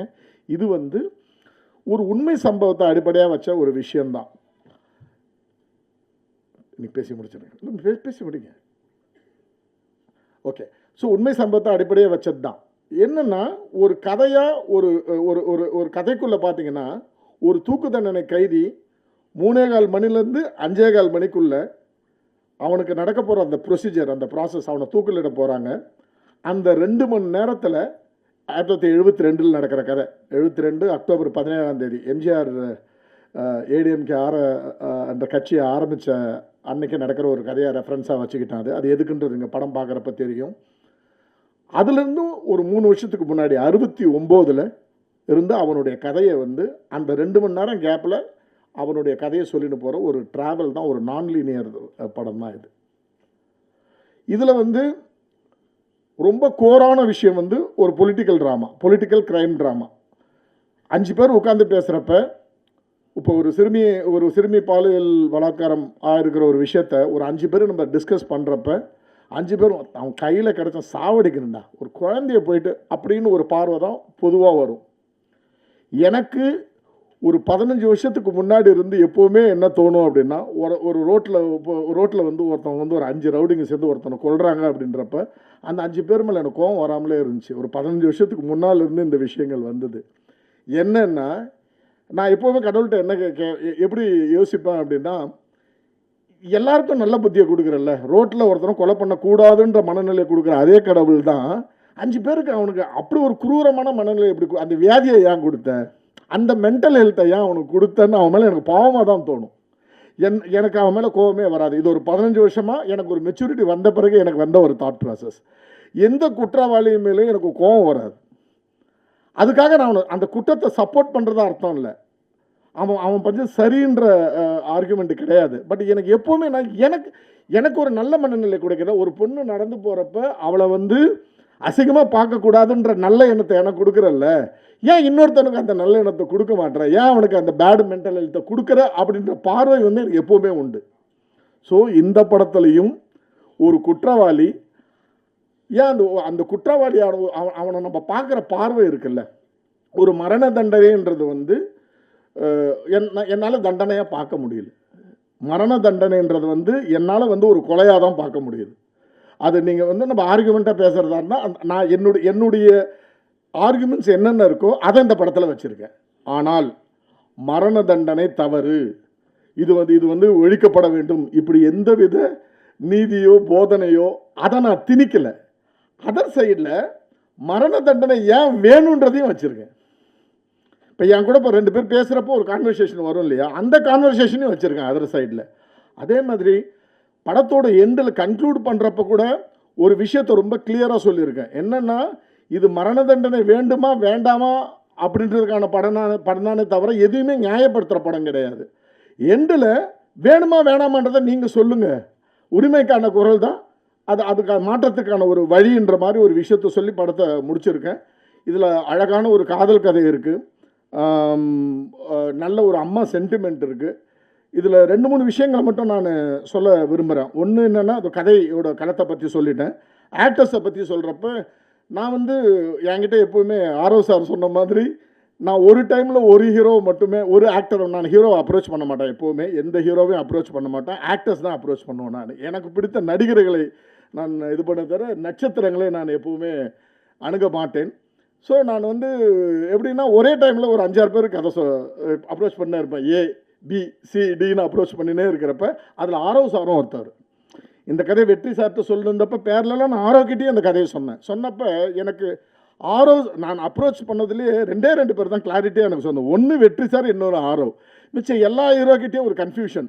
சார் இதில் ஒரு பொலிட்டிக்கல் விஷயம் இருக்கே, அது வந்து நாளைக்கு தப்பாகிடுமா, அதில் ஒரு டைலாக் ஒன்று இருக்கே, அது வந்து இன்றைக்கி ஆளுங்கட்சிக்கு இதாகிடுமா, அப்படிலாம் சில விஷயங்கள்லாம் வந்தப்போ இவங்க 2 பேர் மட்டும் தான் ஒரு கிளாரிட்டி இருந்தது. அதில் ஆரவ் சாருடைய அந்த வார்த்தை எனக்கு ரொம்ப பிடிச்சிச்சு. சார் நான் வந்து ஒரு வேறு லீகில் ட்ராவல் பண்ணுறதுக்கு இருக்கேன், இந்த ஜானரை விட்டு நான் இந்த ஜானரில் போகலான்னு இருக்கேன், இதை மீறி நான் இந்த படம் பண்ணணும்னு நீங்கள் சொன்னீங்கன்னா நான் பண்ணுவேன் சார் அப்படின்னு தான் எனக்கு சொன்னார். நான் சொன்னேன், சார் உங்களுடைய கரியரில் நீங்கள் ஒரு பிளான் பண்ண போகிறப்போ உங்களை நான் ஃபோர்ஸ் பண்ண விரும்பல, தேங்க்யூ ஸோ மச்ன்னு சொன்னப்போ அதே மாதிரி பேரலாக நான் வெற்றி சார் அப்ரோச் பண்ணியிருந்தேன். அதே டைமில் சபரேஷ் சார் மூலமாக, என்னோடய ப்ரொடியூசர் மூலமாக வெற்றி சார் படித்து விதின் 2 டேஸில் சார் நம்ம போயிடலாம், ஷூட் போயிடலாம், எப்போ போவீங்கன்னு கேட்டார். இன்னொரு 10 டேஸில் போயிடலாம் சார்னு சொல்லி ஒரு 10 டேஸில் ஷூட் போயிட்டோம். இவ்வளோ தான். இதை நான் கிளாரிட்டியாக சொல்ல விரும்பல, மற்றவங்க மாதிரி நான் அதை மறைக்கலாம் விரும்பலை. நான் நிறைய பேர் அப்ரோச் பண்ணேன். அதில் எனக்கு ரொம்ப பிரபலமான ஒரு யூடியூபர் வந்து என்ன இந்த கதையை கேட்டுட்டு ஒரு பெரிய ஹீரோ கிட்ட அனுப்பிச்சார். அவர்கிட்ட காலில் விழாத குறையாக சொல்லிட்டேன், நான் ஹீரோகிட்ட படம் பண்ண மாட்டேன் சார், நான் எனக்கு ஆக்டர்ஸாக இருந்தால் படம் பண்ணுறேன், பெரிய ஹீரோட்ட நான் போகவும் மாட்டேன், அவங்களுடைய மெசேஜுக்கு அவங்க காலுக்கு வெயிட் பண்ணுற பொறுமை எனக்கு கிடையாது, அவ்வளோதான். அதை அவங்கள சொல்லி குற்றம் கிடையாது. இதுதான் இந்த ஹீரோ வெற்றி சார் உள்ளே வந்த ஒரு விஷயம். ஆரவ் சார் எதுக்கு இங்கே நம்ம சீஃப் கெஸ்ட்டாக, நான் ஆக்சுவலாக ஆரவ் சாரை வந்து டு பி ஆனஸ்ட் ஒரு ஃபோன் கூட பண்ணலை. நான் ஒரே ஒரு மெசேஜ் நேற்று, சார் கேன் ஆஸ்க் ஏ ஃபேவர்னு நேற்று தான் மெசேஜாக போட்டேன். அவர் உடனே சார் எனிதிங் ஃபார் யூ அப்படின்னு சொன்ன உடனே டக்குன்னு யோசித்தேன், ரிலீஸ் டைம் ஒரு 10 லட்ச ரூபா பணம் கேட்கலாமான்ட்டு. சரி வேணாம், அதை ரிலீஸ் டைமுக்கு வச்சுக்கலாம், எகைன் எப்படி எனிதிங் ஃபார் யூன்னு சொல்லிட்டார், அப்போ வச்சுக்கலாம்னு சொல்லிட்டு இமீடியட்டாக இல்லை சார் நாளைக்கு இது மாதிரி இது எனக்கு யாரும் மைண்டில் வரமாட்டுறாங்க, அந்த ஸ்கிரிப்டை பற்றி தெரிஞ்சவர் நீங்கள், ஸோ நீங்கள் வந்தால் நல்லாயிருக்கும். ப்ளஸ் எங்களுக்குள்ள ஒரு சினிமாவை தாண்டி ஒரு நட்பு இருக்குது எனக்கும் ஆரோசாக இருக்கும் நடுவில் எப்போவுமே. இப்போ இதில் நீங்கள் ஒரு வாய்ஸ் கேட்டிங்க இல்லையா, எடுத்தோன்னு அந்த ஒரு அறிமுகம்னு சொல்லி ஒரு தமிழ் அந்த நரேஷன் வாய்ஸ் வந்து அவரு தான். ஒரு நாள் போனோம் ஆஃபீஸ்க்கு, சார் நாளைக்கு காலைல ஒரு 11 o'clock ஒரு சின்ன டப்பிங் எனக்கு பண்ணி தருங்களா? வரேங்க சார். நான் கார் எடுத்துன்னு போனேன், ட்ரைவ் பண்ணால் வந்தார், டப்பிங் பண்ணி கொடுத்தாரு, திரும்ப ட்ராப் பண்ண ஆஃபீஸில் ட்ராப் பண்ணிட்டேன். ஸோ அவர் ஒரு ட்ரீமோடு இருக்கிற ஒரு நல்ல தோழராக எனக்கு ஆகிட்டார். சினிமாவில் ரொம்ப ரொம்ப நாட்களுக்கு பிறகு என்னோடய பையன் அங்கே இருக்கிறான். ரொம்ப கிளியர். நான் சினிமாவில் வந்து ரொம்ப ரொம்ப சூசி. இப்போ இருக்கிறதுல இப்போ பன்னீர்செல்வம் சார், கவிதா பாரதி, சுப்பிரமணிய சிவா, இது மாதிரி ரொம்ப ரொம்ப ரொம்ப தேர்ந்தெடுத்து ஃப்ரெண்ட்ஷிப் வச்சுப்பேன். நிறைய பேரை சேர்க்க மாட்டேன். ஸோ அந்த விஷயத்தில் ஆரவ் சார் தான் இதுக்கு சீஃப் கெஸ்ட்டாக வந்தால் நல்லாயிருக்குன்னு தோணுச்சு. அதுக்காக தான் உங்களை கூப்பிட்டேன். நன்றி சார், தேங்க்யூ ஸோ மச். அடுத்து டெக்னீஷியன்ஸை பற்றி பேசணுன்னா, நான் அதை கவிதா பாரதி சார் ஏற்கனவே சொல்லிட்டார் எப்படி இந்த அவர் இந்த ஸ்கிரிப்டுக்குள்ளே வந்தார் அப்படின்னு சொல்லிட்டாரு. நான் வந்து ஒரு ஒரு ஒரு ஒரு ஒரு வெர்ஷன் என்கிட்ட இருந்தது, அதை அவர்கிட்ட கொடுத்துட்டு இதை வந்து வேறு மாதிரி அதே மாதிரி பேர் போடுறப்ப திரைக்கதை வசனம் அப்படின்னு போடுறப்ப அவர் பேரை ஃபஸ்ட்டு போட்டு அப்புறம் என்னங்க சார் அப்படின்னாரு. சார் அதெல்லாம் கிடையாது சார், இதில் வந்து இது வந்து நல்லா இருந்ததுக்கு, பட் இதுக்கு வந்து ஒரு எல்லாமே என்கிட்ட இருந்தது. தக்காளி, வெங்காயம், கடுகு, எண்ணெய் எல்லாமே என்கிட்ட இருந்தது. பட் அதை அழகாக நீங்கள் அதுக்கு வந்து ஒரு ஒரு ஒரு ஒரு ஒரு ருசி கொடுத்தது நீங்கள் தான் சார். ஆனால் உங்கள் பேர் தான் ஃபஸ்ட்டு இருக்கணும். ப்ளஸ் இதில் நிறைய பொலிட்டிக்கல் விஷயங்கள் இருந்துச்சு, அதை அழகாக எழுதினார். அந்த ஒரு இடத்துல ரொம்ப தைரியமாக நான் சார் இது எப்படி சொல்ல போகிறேன்னு தெரியல, ஆனால் நீங்கள் எழுதணும் சார்ன்னு சொல்லிவிட்டு நான் ரொம்பவும் குழப்பமாக ஒரு விஷயத்த சொன்னதுனால எழுதினார். என்னென்னா, வெற்றி சார் வந்து ஒரு இடத்துல கேட்பார், டே என்ன இப்படி திருடனா தெரியுறியா? ஃப்ரெண்டுக்கிட்ட கேட்பார், நீங்கள் இப்படி திருடன் ஆகிட்டியாடா, நாளைக்கு உன் பையனும் திருடன் ஆகிட்டா உனக்கு வெக்கமாக இருக்காதா, உனக்கு அசிங்கமாக இருக்காதா அப்படின்னு வெற்றி சார் கேட்பார். அதுக்கு அந்த கேரக்டர் பதில் சொல்லணும். ஒரு அரசியல்வாதியோட பையன் அரசியல்வாதியாக ஆகிறப்ப வராத வெக்கம் ஒரு திருடனோட பையன் திருடன் ஆகிறப்ப ஏண்டா வரணும்னு கேட்பார். இந்த டைலாகை நான் வந்து ரொம்ப குழப்பமாக இப்படி பண்ணோம்னா அப்படின்னு அவர் ரொம்ப சிம்பிளாக அதை எழுதுவார். அது ப்ராபப்ளி நான் கன்னடத்துக்கு போனதால் எனக்கு அந்த தமிழ் இது அதிகமாக வரலை, சுருக்கமாக எழுத வரல. அந்த மாதிரி உதவிகள் எனக்கு கவிதா பாரதி சார்கிட்ட நிறைய கிடைச்சிது. நன்றி சார், தேங்க்யூ ஸோ மச். அதேமாதிரி அடுத்து நான் பேச வேண்டியது வந்து என்னுடைய 2 டெக்னீஷியனை பற்றி பேசுகிறேன். ஜான் அண்ட் ஆனந்த் ராமச்சந்திரன், அந்த லாஸ்ட்டில் உட்காந்துருக்கார். அவர் சவுண்ட் மிக்ஸு, எங்கள் 2 பேருக்குமே மொழி பிரச்சனை. அவர் வந்து தமிழ் மலையாளி தான், பட் தமிழ் அவ்வளோவா இன்னும் அவருக்கு வசப்படலை. அதனால் எங்கள் 2 பேருக்கும் நிறைய டிஃப்ரென்ஸு. மிக்சிங்க்கு போவேன், மிக்சிங் போய் ரிட்டர்ன் வந்துடுவேன். சார் எனக்கு ஸ்டேட்டஸ் அவ்வளோ சார், அவர் என்னுடைய படம் அவருக்கு புரியல அப்படின்னு சொல்லுவோம். அப்புறம் ஒரு கட்டத்தில் 2 பேரும் ஒரு சின்னதாக உட்காந்து டிஸ்கஸ் பண்ணி ஃபைனலாக எனக்கு என்ன வேணுமோ அதை விட அதிகமாக கொடுத்தாரு. அதை வந்து இந்த ஸ்டேஜில் சொல்லணுன்றதுக்காக அவருக்கு எனக்கு ஆக்சுவலாக கான்ஃப்ளிக்ட் ஏற்பட்டுச்சு. ஆக்சுவலாக ப்ரொடியூசர் என்னை ஃபோன் பண்ணி, சார் உங்களுக்கு வேணான்னா விட்டுருங்க சார் அப்படின்னுவார். இல்லை வேணான்னு எப்படிங்க சொல்ல முடியும், 10 படம் பண்ண ஒரு டெக்னீஷியனு, என் படம் அவருக்கு புரியல, அது மட்டும் நான் சொல்கிறேன். ஆனால் அது ரொம்ப கஷ்டப்பட்டு புரிஞ்சுக்கிட்டார். அதேமாதிரி ஜானை பற்றி ஒரு விஷயம் சொல்லணுன்னா, ஒரு பேட்டர்னில் அவரும் பன்னீர்செல்வம் சாரும் உட்காந்து முடிச்சுட்டாங்க, கலர் கரெக்ஷன் பண்ணி முடிச்சிட்டாங்க. ஜான் வந்து தங்கலான் படத்தோட கலரிஸ்ட்டு.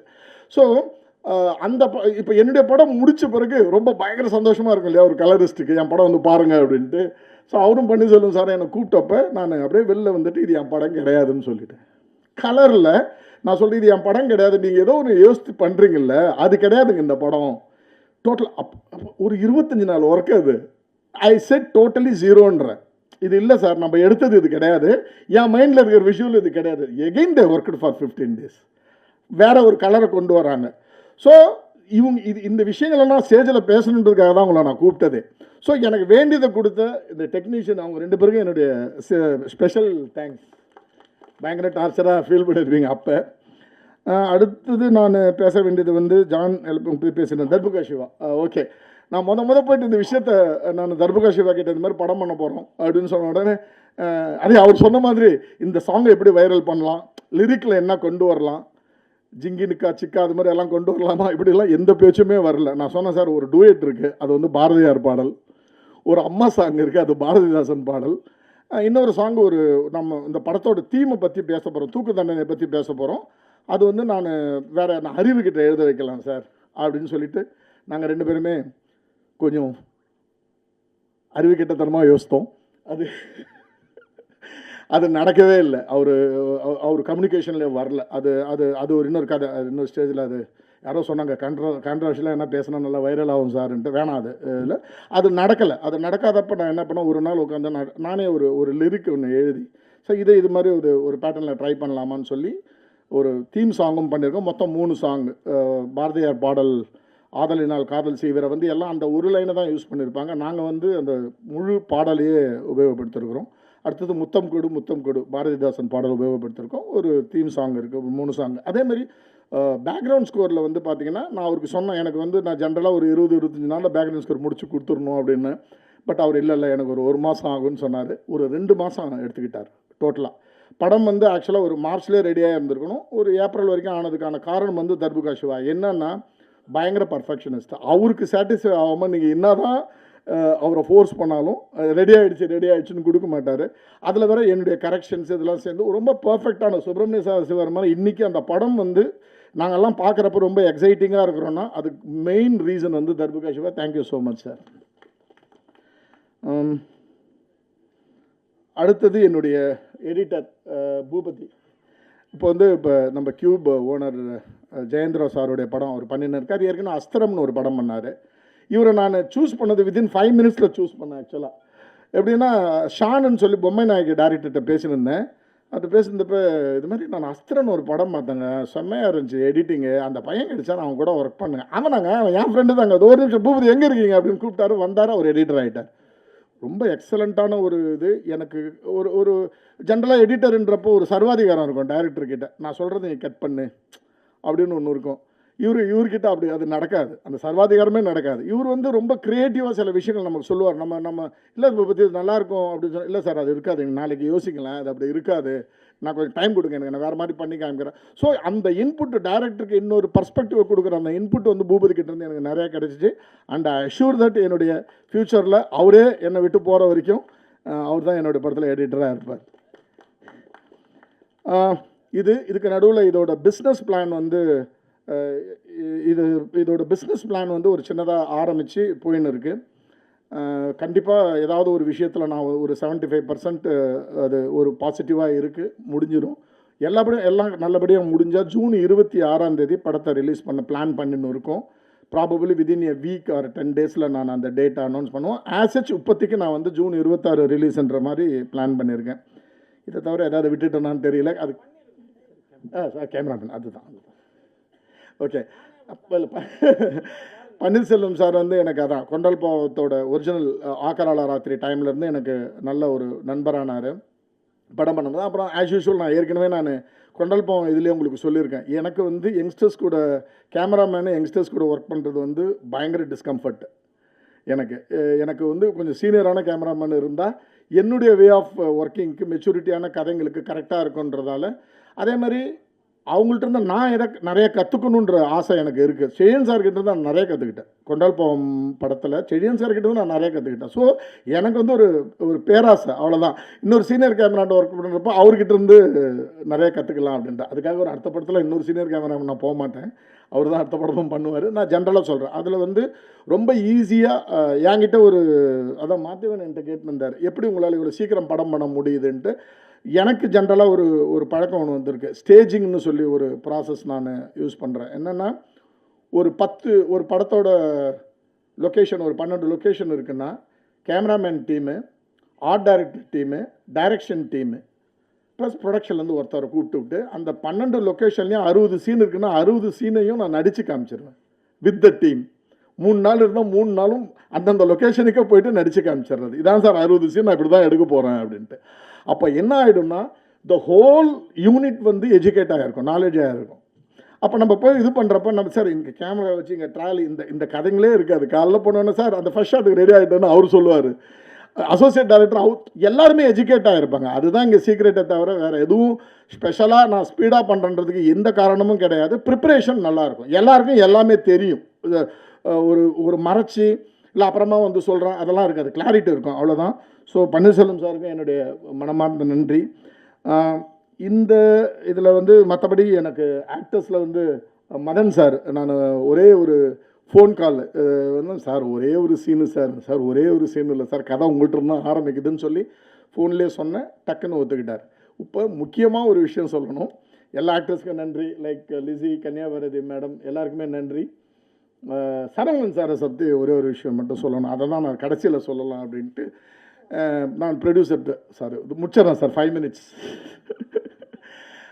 ஸோ சரவணன் சார் வந்து எனக்கு ப்ரொடியூசர் வந்து இந்த கேரக்டருக்கு அவர் இருந்தால் ரொம்ப நல்லாயிருக்கும் அப்படின்னு சொன்னப்போ சரவணன் சார்கிட்ட ப்ரொடியூசரே பேசி நீங்கள் வேணால் சரவணன் சார் பேசுங்க அப்படின்னு கேட்டேன். சரவணன் சார்கிட்ட நான் பேசினப்போ ஒரு நாளைக்கு 100 ரூபான்னு வச்சுப்போமே, ஒரு பேச்சுக்கு சொல்கிறேன். அவருடைய சம்பளம் வந்து 100 ரூபா ஒரு நாளைக்கு.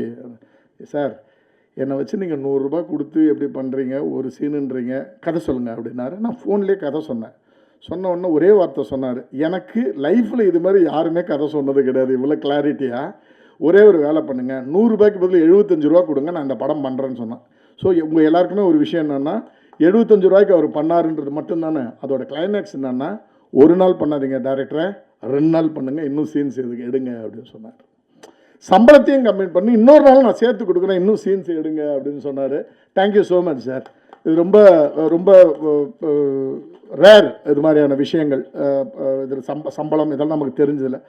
அதேமாதிரி இந்த டைமில் நான் ரங்கராஜ் பாண்டே பற்றி பேசி ஆகணும். வெற்றி சாருக்கு ஈக்குவலான கேரக்டர் ரங்கராஜ் பாண்டே இந்த படத்தில். அதை வந்து ஃபிக்ஸ் பண்ணி கொடுத்ததும் சுப்பிரமணிய சிவா சார் தான்.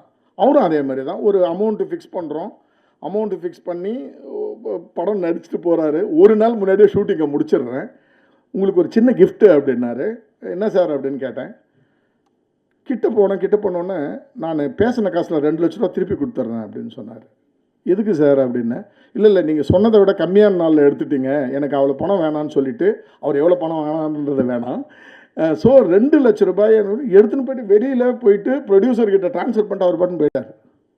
ஸோ எல்லாருமே வந்து பயங்கர கோஆப்ரேட்டிவாக அந்த படத்தை புரிஞ்சுக்கிட்டு, அதில் இருக்கிற அந்த பொருளாதாரத்தை புரிஞ்சுக்கிட்டு எனக்கு கோஆப்ரேட் பண்ணியிருக்கீங்க. ஸோ எல்லாருக்குமே நன்றி. கலை, நர்மதா மேடம், கன்னியாபாரதி மேடம், எல்லாருக்கும் யாராவது மிஸ் பண்ணியிருந்தேன்னா மன்னிச்சிருங்க. இப்போ இந்த ப்ரெஸ் மீட்டை பொறுத்த வரைக்கும் எனக்கு ஒரே ஒரு விஷயம் என்னென்னா, ஒரு சின்னதாக இது ஒரு லிட்ரேச்சர் வேல்யூவை ஞாபகப்படுத்துகிற உங்களுக்கு எல்லாருக்கும் ஞாபகப்படுத்தணுன்றதுக்காக ரேகா என்னுடைய பிஆர்ஓ கிட்ட வந்து ஒரு விழுப்புரம் சிறுகதைகள்னு சொல்லி அன்பாதவன் எழுத்தாளர் அன்பாதவன் தொகுத்த ஒரு சிறுகதையோட தொகுப்பு இருக்குது. அந்த புக்கு ஒரு 100 புக்கு கொடுத்துருக்கேன். படிக்க ஆர்வம் இருக்கிறவங்க, படிக்க இன்ட்ரெஸ்ட் இருக்கிறவங்க அந்த புக்கு வாங்கிக்கலாம். அதில் என்னுடைய ஒரு சிறுகதையும் இருக்குது, 158வது பேஜில் ஏதோ ஒன்றில், எங்கு தொடங்கி எங்கு முடியும்னு சொல்லி என்னுடைய சிறுகதையும் இருக்குது. அதில் படிங்க. ரொம்ப நன்றி. இந்த படம் வந்து ஒரு கண்டிப்பாக வந்து பேசக்கூடிய ஒரு படமாக இருக்கும். நம்ம நிறைய பேசுவோம். நம்ம இந்த கொஸ்டின் ஆன்சரையும் ஏதாவது இருந்துச்சுன்னா, போர் அடிக்காமல் உங்களுக்கு கேட்கணும்னு தோணுச்சுன்னா கேளுங்க. ஒரு 5-10 மினிட்ஸில் முடிச்சுக்கலாம். Thank you so much. எல்லாருக்கும் காலண்டரில் அந்த டேட்டை வந்து குறித்து கொடுத்து வந்துருங்க அப்படின்னு சொல்லிட்டு, உங்களோட ப்ரொடியூசரு நீங்கள் ஒருத்தர் பெரிய நடிகர் ஆக்கியிருக்கீங்க, அவங்க 2 பேருக்கும் அந்த டேட்டை குறித்து குடிக்க மறந்துட்டீங்களா, இல்லை அப்படிப்பட்டவரை போஸ்டரில் இவ்வளோ பெருசு போட்டிருக்கீங்க, இங்கே வரமாட்டாருன்னு தெரிஞ்சு அந்த 2 லட்சம் ரிட்டர்ன் கொடுத்ததுனால போஸ்டரில் போட்டிருக்கீங்களா? இங்கே ஒரே நிமிஷம் மைக் ஹலோ. ஓகே. இல்லை அப்போ அது இல்லை சார். என்னென்னா, இந்த மொரிஷியஸ் ஷூட் வந்து சப்சிடி பேஸ்டு ஷூட்டு. அவங்க வந்து ஒரு டைம் லைன் கொடுக்குறாங்க, இந்த டேட்டுக்குள்ளே இந்த ஷூட்டை ஜூன் 5க்குள்ளேயே ஜூன் 10க்குள்ளேயே முடிச்சே தீரணும்னு சொல்கிறாங்க. ஸோ இந்த நோட்டீஸ் அவருக்கு வந்து, இந்த இன்டிமேஷன் அவருக்கு வந்ததே வந்து 20 நாளைக்கு முன்னாடி ஆகிடுச்சு.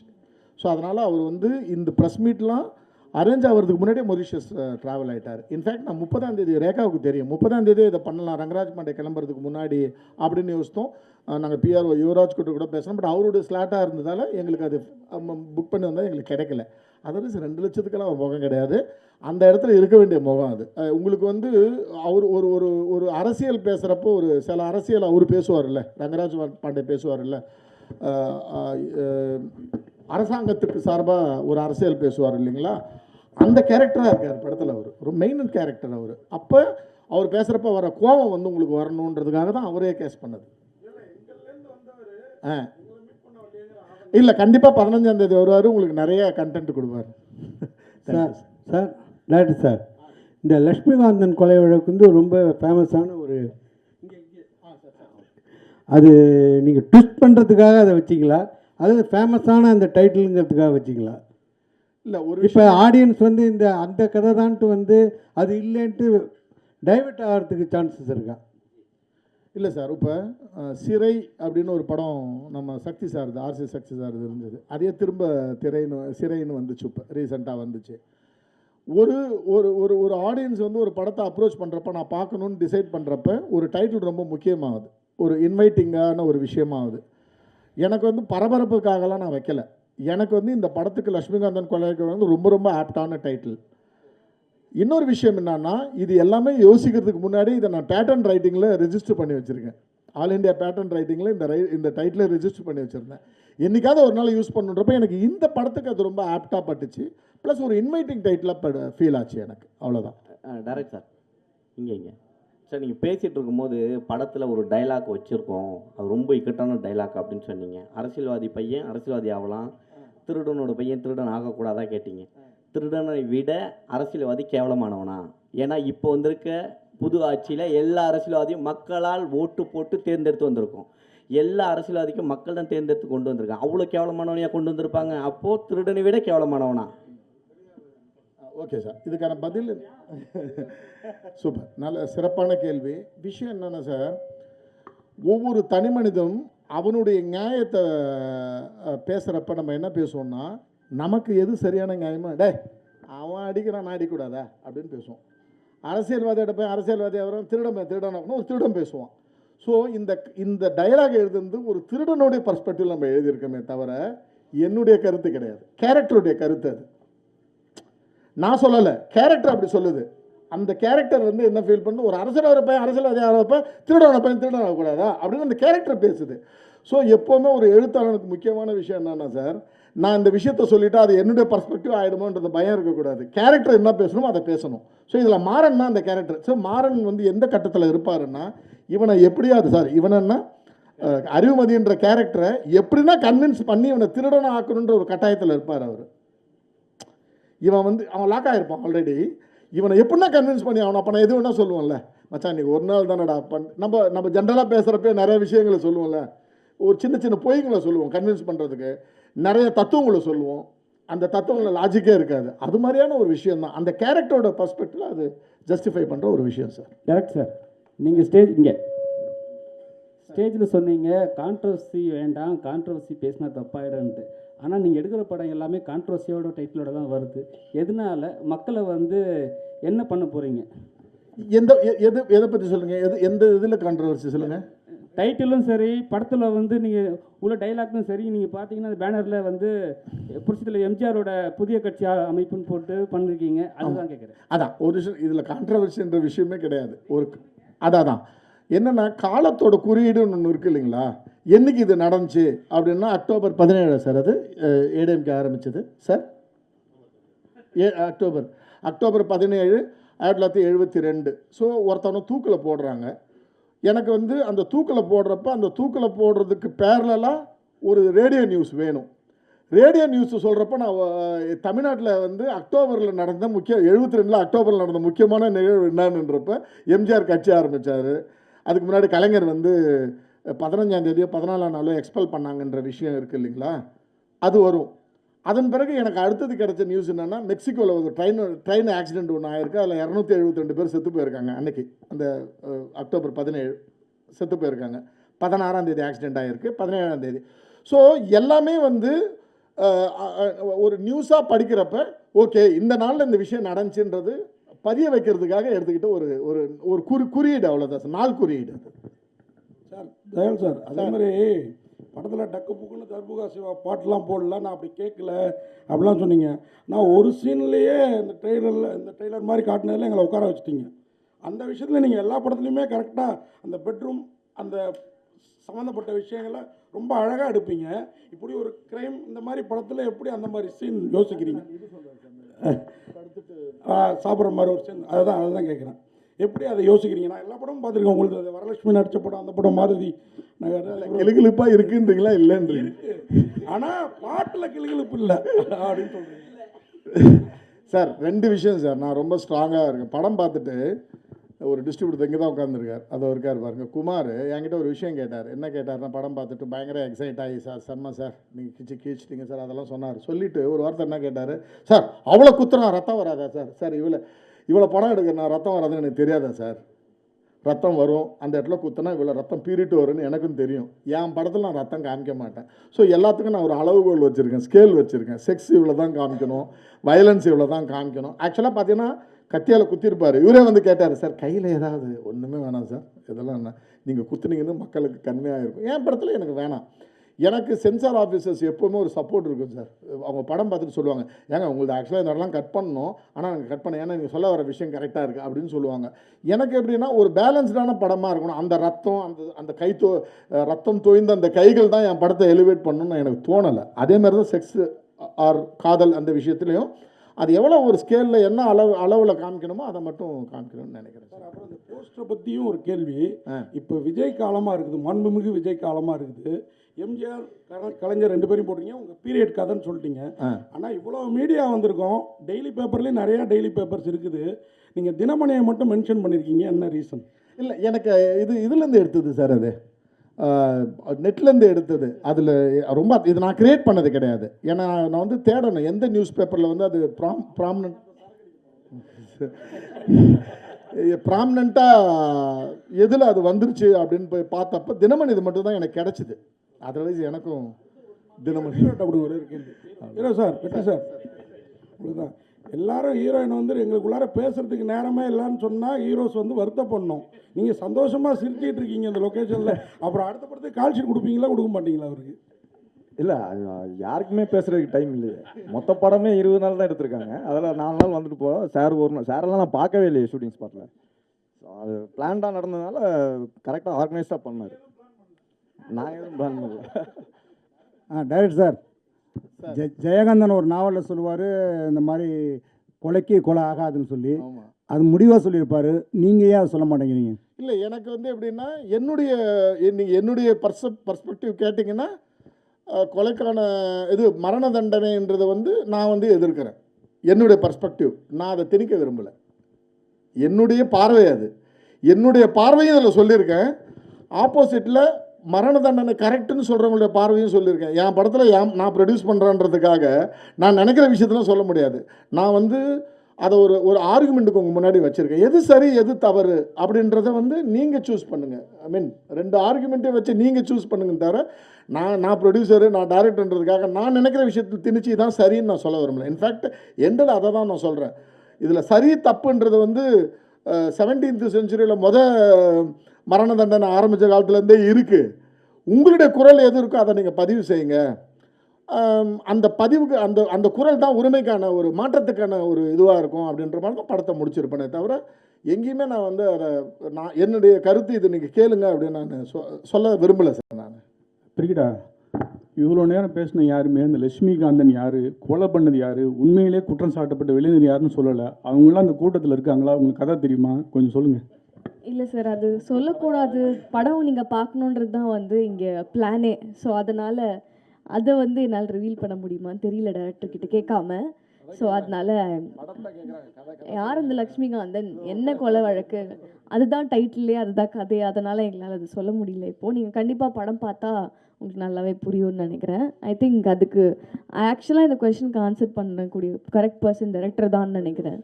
ஸோ யா, இதுதான் ஆக்சுவலாக கரெக்ட் தானே சார்? படம் வெற்றி சார், வெற்றி சார் இங்கே சார் டைரக்டர் வந்து நிறைய பேர்கிட்ட கதை சொன்னேன்னு சொன்னார். நீங்கள் உங்ககிட்ட கதை சொல்லும்போது எந்த இடத்துல நீங்கள் கன்வின்ஸ் ஆனீங்க? ஏன்னா இது வந்து ஒரு பெரிய நடந்த விஷயம். இதில் நீங்கள் கன்வின்ஸ் ஆனீங்க? இல்லை, கன்வின்ஸ் ஆனது வந்து அவர் சொன்னார் இல்லையா, அந்த பாயிண்ட் தான். தூக்கு தண்டனை கரெக்டாக தப்பா அது ஆடியன்ஸ் கிட்ட நம்ம விட்டுருவோம் அப்படின்னு சொன்னது தான் கன்வின்சிங் பாயிண்ட். உங்களோட கருத்து? என்னோட பர்சனல் பெர்ஸ்பெக்டிவ் வந்து தவறு. தூக்கு தண்டனை தேவையில்லை. அவங்கள வேறு மாதிரி திருத்தலாம், வேறு மாதிரி பாடம் சொல்லி கொடுக்கலாம். அவர் சொன்ன மாதிரி அவனுக்கு ஏன் அந்த மனநிலை கொடுக்குற அப்படின்ற கேள்வியை நம்ம முன் வச்சா நல்லதுன்னு நினைக்கிறேன். டைரக்ட் சார் நீங்கள் பேசும்போது இன்னொன்று சொன்னீங்க, நான் பெரிய ஹீரோக்கள் கிட்ட போய் டைம் டேட் வாங்க முடியாதுன்னு. பெரிய ஹீரோக்களை ஃபிக்ஸ் பண்ணுறது கதைகளா இல்லை பட்ஜெட்டா இல்லை பிகு பண்ணுறாங்களா இப்போ இருக்க ஹீரோக்கள்? சார், எனக்கு உண்மையில் அதுக்கான பதில் சரியாக சொல்ல தெரியல. எனக்கு ஒரு பெரிய பத்திரிகையில் நான் கொண்டால் பாவம் டைமில் என்னை கேட்டாங்க, நீங்கள் வந்து கமலஹாசன் ரஜினிகாந்துக்கெல்லாம் இப்போ கதை கேட்டால் சொல்லுவீங்களா அப்படின்னு.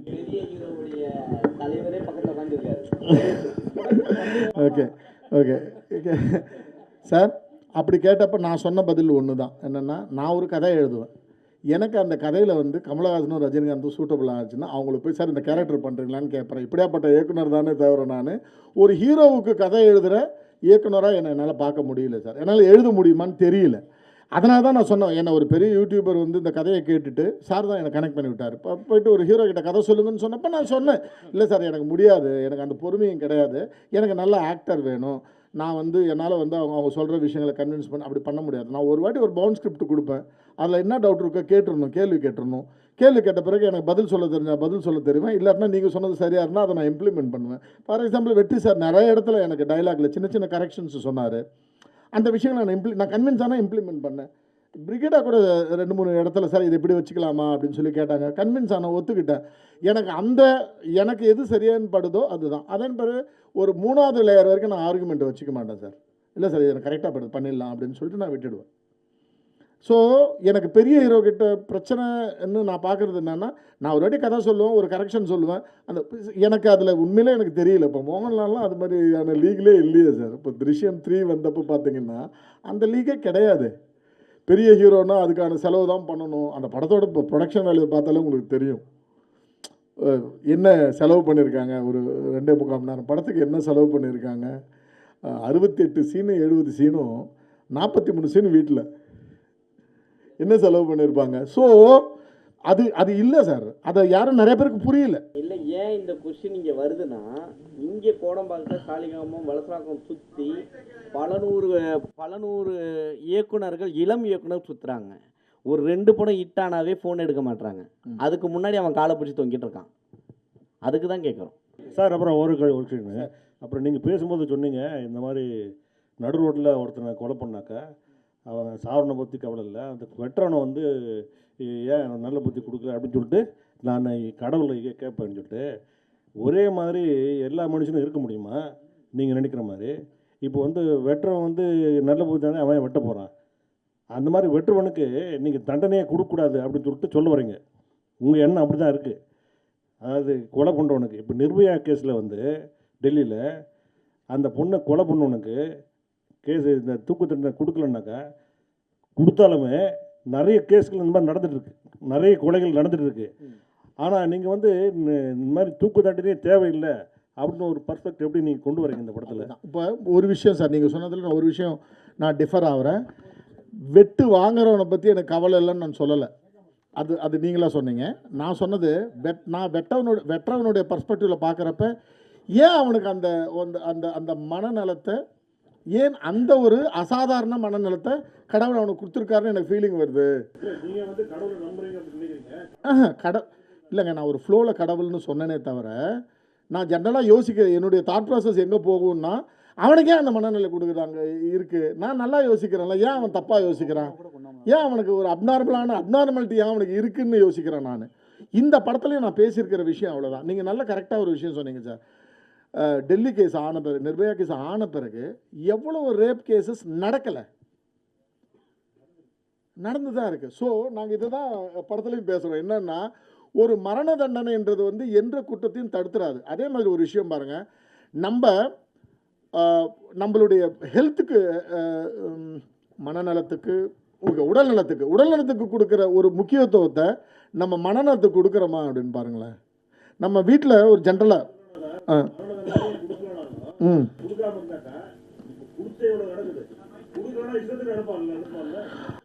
அதுதான் சொல்கிறேன். அதெல்லாம் பற்றி பேசியிருக்கோம், அதை பற்றி பேசியிருக்கோம். அதை தான் இவர் சொல்கிறாரு, அவர் இல்லைன்னு சொல்கிறாரு. இது எனக்கு இதெல்லாம் ரொம்ப பிடிச்சிருக்கு. நீங்கள் என்னென்ன பேசுகிறீங்களோ இதெல்லாம் படத்தில் இருக்குது. ஹலோ இல்லை சார், இந்த விஷயமானது சினிமாவில் எடுத்து பேசுகிறது இன்றைக்கி நேற்று இல்லை, கிட்டத்தட்ட 67லேருந்து தொடர்ந்து பேசுகிறோம். மிருத்யு தண்டில் ஆரம்பித்து விருமாண்டியில் கமலஹாசன் பேசாதது கிடையாது. ஒரு ட்ராமாவை ஆரம்பித்து அது எல்லா ஜானரும் போகும். பட் இன்னை காலகட்டத்தில் க்ரைம்ஸ் இன்க்ரீஸ் ஆகிடுச்சு, சோஷியல் மீடியா ஜாஸ்தி ஆகிடுச்சு. ஆனால் நம்ம இதை கொண்டு போய் ஒரு கோர்ட் ரூம் ட்ராமாவில் சொருகிடுறோமா, இதனோட கான்டெக்ஸ்ட்டை புரிஞ்சுக்காம ஒரு கோர்ட் ரூம் ட்ராமாவாகவே இந்த மாதிரியான ஒரு சீரியஸான விஷயத்தை அனலைஸ் பண்ணி கடைசியில் ஒரு சம்மரைஸ் பண்ணிடுறோமான்ற ஒரு வருத்தம் இருக்குல்ல? இல்லை, ஒரு விஷயம் என்னென்னா சார், நான் வந்து கொஞ்சம் புத்திசாலித்தனமாக இதை வந்து இன்னைய காலகட்டத்துக்கான கதையாக வைக்கலை. இதை வந்து நான் வந்து 72க்கு நான் பீரியடாக சூஸ் பண்ணதுக்கு ரீசனே என்னன்னா, அந்த காலகட்டத்தில் ஒரு மரண தண்டனை பற்றி ஒரு டிஸ்கஷனாக தான் வச்சுருக்கேன். First point. 2வது பாயிண்ட்டு சார், எந்த கருவை பற்றி எந்த காலகட்டத்தில் யார் வேணாலும் பேசலாம் சார். ஓகேங்களா? அப்போ விருமாண்டியில் வந்து இதை பற்றி பேசின விதம் வந்து வேறு. நான் பார்க்குறேன், எனக்கு விருமாண்டின்னு தெரியும். இவருடைய படம் இருக்கு இல்லைங்களா சார், நம்ம சார் இறந்து போயிட்டாருங்களே, ஜனார்தன் சாருடைய படம், விஜய் சேதுபதி சார் பண்ணியிருந்தார். அந்த படத்தில் கொஞ்சம் அதை பற்றி பேசுகிறேன். இந்த படங்கள்லாம் பார்த்துட்டு இதில் என்ன பேச மறந்தாங்களோ, இதில் என்ன பேச தவறுனாங்களோ அதை நான் இதில் பேசியிருக்கேன். அதுக்குள்ளே அவங்களுடைய கதை, அவங்களுடைய ஸ்டைல் ஆஃப் நரேஷன் ஒன்று இருந்துச்சு, நான் ஒரு நரேஷனை தேர்ந்தெடுத்திருக்கேன். பட் எல்லா அதில் ஒரு ஃப்ரெஷ்னஸ் இருக்கும் சார். கண்டிப்பாக அந்த ஃப்ரெஷ்னஸ் நீங்கள் கண்டிப்பாக பார்ப்பீங்க. உங்களுக்கு ரொம்ப ஸ்டேல்டாக ஃபீல் ஆகாது. இதை பற்றி ரொம்ப இதுக்கு முன்னாடி நம்ம இதை பற்றி பேசியிருக்கமேன்னு தோணாது, புதுசாக இருக்கும் சார். சமீப காலமாக இந்த பாலியல் வழக்குகள் வந்து ரொம்ப வருது. ஆமாம், சிறுமிகளை கூட ரொம்ப கற்பழிக்கிறாங்க. அதுக்கு வந்து கண்டிப்பாக மரண தண்டனை வேணும், அப்படின்னா தான் வந்து வராது அப்படிங்கிறாங்க. அப்படி ஒருத்தன் உள்ளே போயிட்டு கோர்ட்டில் ப்ரூவ் ஆகாமல் திருப்பி அவங்க அம்மாவே கொன்னான், அவனுக்கு ஒரு மரண தண்டனை வந்தால் திருப்பி அது நடந்திருக்காரு. இந்த மாதிரி இந்த செக்ஷுவல் இதில், இந்த சிறுமிகள் இதில் மரண தண்டனை வேணுமா வேண்டாமா, உங்களோட கருத்து என்ன சார்? நான் சிறுமிகள் பலாத்காரத்தை விட்டுட்டு நீங்கள் ஓவராலாக என்கிட்ட கேட்டால் நான் ரொம்ப ஸ்ட்ராங்காக சொல்லுவேன், நான் வந்து மரண தண்டனைக்கு எதிரானவன். நான் சொல்லிட்டேன், நான் முதல்ல சொல்லிட்டேன், நான் வந்து மரண தண்டனைக்கு எதிரானவன். நான் எங்கள் பர்ஸ்பெக்டிவ் என்னது மாறுதுன்னு நான் சொல்லிடுறேன் சார். நமக்கு இந்தியா சுதந்திரம் அடைந்து கல்கட்டாவில் நடக்கிற அந்த வயலன்ஸு, ஹிந்து முஸ்லீம் வயலன்ஸு, அது எல்லாம் நோன் வயலன்ஸு. நோன் வயலன்ஸில் ஒரு முஸ்லீமு ஒரு ஒரு ஒரு ஹிந்து பொண்ணை வந்து ஷூட் பண்ணிடுறான், கன்னில் ஷூட் பண்ணிடுறான், அவனை அரெஸ்ட் பண்ணிடுறாங்க. இது விஷயம் நிறைய பேருக்கு தெரிஞ்சிருக்க வாய்ப்பு இல்லை, நிறைய பேருக்கு தெரிஞ்சிருக்கும் வாய்ப்பு இருக்குது. ஒரு 20 வருஷம் கழித்து அவனை ரிலீஸ் பண்ணுறப்ப அவன் ஒரு பர்ஸ்பெக்டிவ் சொல்கிறான். இப்போ நான் கதையாக சொன்னவனு உங்களுக்கு என்ன தோணுச்சு? நடந்த ஹிந்து முஸ்லீம் கலவரத்தில் ஒரு முஸ்லீம் இளைஞன் ஒரு ஹிந்து பெண்ணை வந்து சுட்டு கொன்றான், இதான் கதை. அவன் 23 வருஷம் கழிச்சு ஒரு கதை சொல்கிறான் சார். அந்த பர்ஸ்பெக்டிவ் என்ன தெரியுங்களா? 9 பேர் நாங்கள் போனோம், அந்த பொண்ணு முன்னாடி வந்தா, எப்படியா இருந்தாலும் சாவடிக்க போகிறோமே, அதுக்கு முன்னாடி அவளை கற்பழிச்சிட்டு அப்புறமா சாவடிக்கலான்னு முடிவு பண்ணுறாங்க 9 பேரும். 8 பேரும் ஒருத்தன் அப்போஸ் பண்ணுறான். நம்மளோட நீ சாவடிக்க நான் ரெடி, நீ இவ்வளோ சாவடிக்கணுமா, ஒரு ஹிந்து அவளை நான் சாவடிக்கணும்னு நீ சொல்லி நான் சாவடிக்கிறேன். கற்பழிப்புன்றது நம்ம அஜெண்டாவிலே கிடையாது, அது கூட்டுறோன்னு சொல்கிறான் அவன். இவங்க 8 பேரும் உனக்கு இருப்பேன் இல்லையா, தனியாக போய் நில்லு, நாங்கள் முடிச்சுட்டு வரோம் வேலையன்னு சொல்கிறாங்க. அவன் உறுதலை இதை சொல்கிறான், முடிச்சுட்டு வரோம் வேலையன்னு சொல்கிறாங்க. அப்போ இவன் என்ன பண்ணுறான், அந்த பொண்ணை காப்பாற்றுறதுக்காக அந்த பொண்ணை ஷூட் பண்ணுறான். 8 பேர். இது இன்னொரு பர்ஸ்பெக்டிவ் 23 வருஷம் கழிச்சு நமக்கு தெரியுது. இந்த பர்ஸ்பெக்டிவ் நிறையா குற்றத்தில் இருக்கும்ல, அந்த சான்ஸை வந்து இப்போ நிறைய விஷயங்களை நான் இப்போ அது எப்படி தெரியல, ஒரு ஹிடன் விஷயமா நிறையா இருக்கும் சார். ஒவ்வொரு குற்றத்துக்கும் பின்னாடி நம்ம 2 விஷயம் பேசுவோம் சார். ஆட்டோ சங்கருடைய இது இருக்கு இல்லைங்களா, எக்ஸிக்யூஷன் இருக்குல்ல, ஆட்டோ சங்கர் மட்டும்தான் குற்றவாளியா? ஒரு பொலிட்டீஷியன் அதில் பின்னாடி இருந்தவங்க நம்ம எல்லாருக்கும் தெரியும், யாராவது வந்தாங்களா? ஓகே, வீரப்பனுடைய எக்ஸிக்யூஷன், நம்ம எக்ஸிக்யூஷன்னே பேசுவோம், என்கவுண்டர்ஸ் எக்ஸிக்யூஷன் இல்லைங்களா, எக்ஸிக்யூஷன். வீரப்பன் மட்டும்தான் குற்றவாளியா? ஒரு பொலிட்டீஷியன் வெளில வந்தானா? ஒரு பியூரோக்ராட்ஸ் வெளில வந்தானா? இல்லை. ஸோ எப்போவுமே ஒரு குற்றத்துக்கு பின்னாடி நிறைய விஷயங்கள் இருக்குல்ல, அது எதுவுமே அனலைஸ் பண்ணாமல் ஒருத்தவனை மட்டுமே நம்ம குறி வைக்கிறோம், அவனுடைய மனநலத்துக்கு நம்ம இம்பார்ட்டன்ஸ் கொடுக்க மாட்டோன்றது என்னுடைய கருத்து. இதை வந்து நான் கண்டிப்பாக திணிக்கலை, நான் திரும்ப சொல்கிறேன், நான் இதை திணிக்கவே இல்லை. என்னுடைய கருத்தை சொல்லி ஆப்போசிட்டில் இன்னொரு கருத்தையும் நான் வச்சுருக்கேன். இப்போ சார் சொன்னார் இல்லைங்களா, அந்த விஷயங்கள் அது அதிகமாக இருக்குது, அதை நம்ம நியாயப்படுத்தணும். நான் நியாயமும் படுத்தலை, ஏன்னா அதுதான் ஒரு ஒரு ஒரு ஃபிலிம் மேக்கரோட வேலை அது கிடையாது. இதுதான் அப்படின்னு சொல்லக்கூடாது, அது ஒரு விவாதத்துக்கு விட்டுட்டா நல்லா இருக்கும்ன்றது தான் என்னுடைய. கவிதா பாரத் சார், கவிதா பாரத் சார் இங்கே, அதாவது கோவையில் நடந்த விஷயத்தை ரொம்ப அருமையாக சொன்னீங்க, வாழ்த்துக்கள், நல்லா சொன்னீங்க மனசை பையன மாதிரி. ஆனால் இந்த கதையில் எழுதும்போது உங்களுக்கு என்ன சவால்கள் இருந்தது இந்த படத்துக்கு வசனம் எழுதும்போது?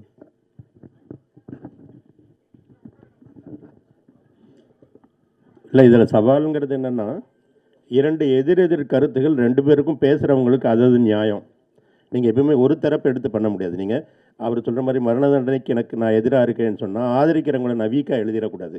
2 தரப்பு நியாயமும் சமமாக இருக்கணுங்கிறது இருக்குல்லங்க, அந்த 2 தரப்பாகவும் மாறி எழுதுறது பெரிய சவாலாக இருந்தது. ஏன்னா இந்த படம் வெறும் கதை மட்டும் இல்லை, இதுக்குள்ளே ஒரு வாதம் இருக்குது, இதுக்குள்ளே ஒரு தர்க்கம் இருக்குது.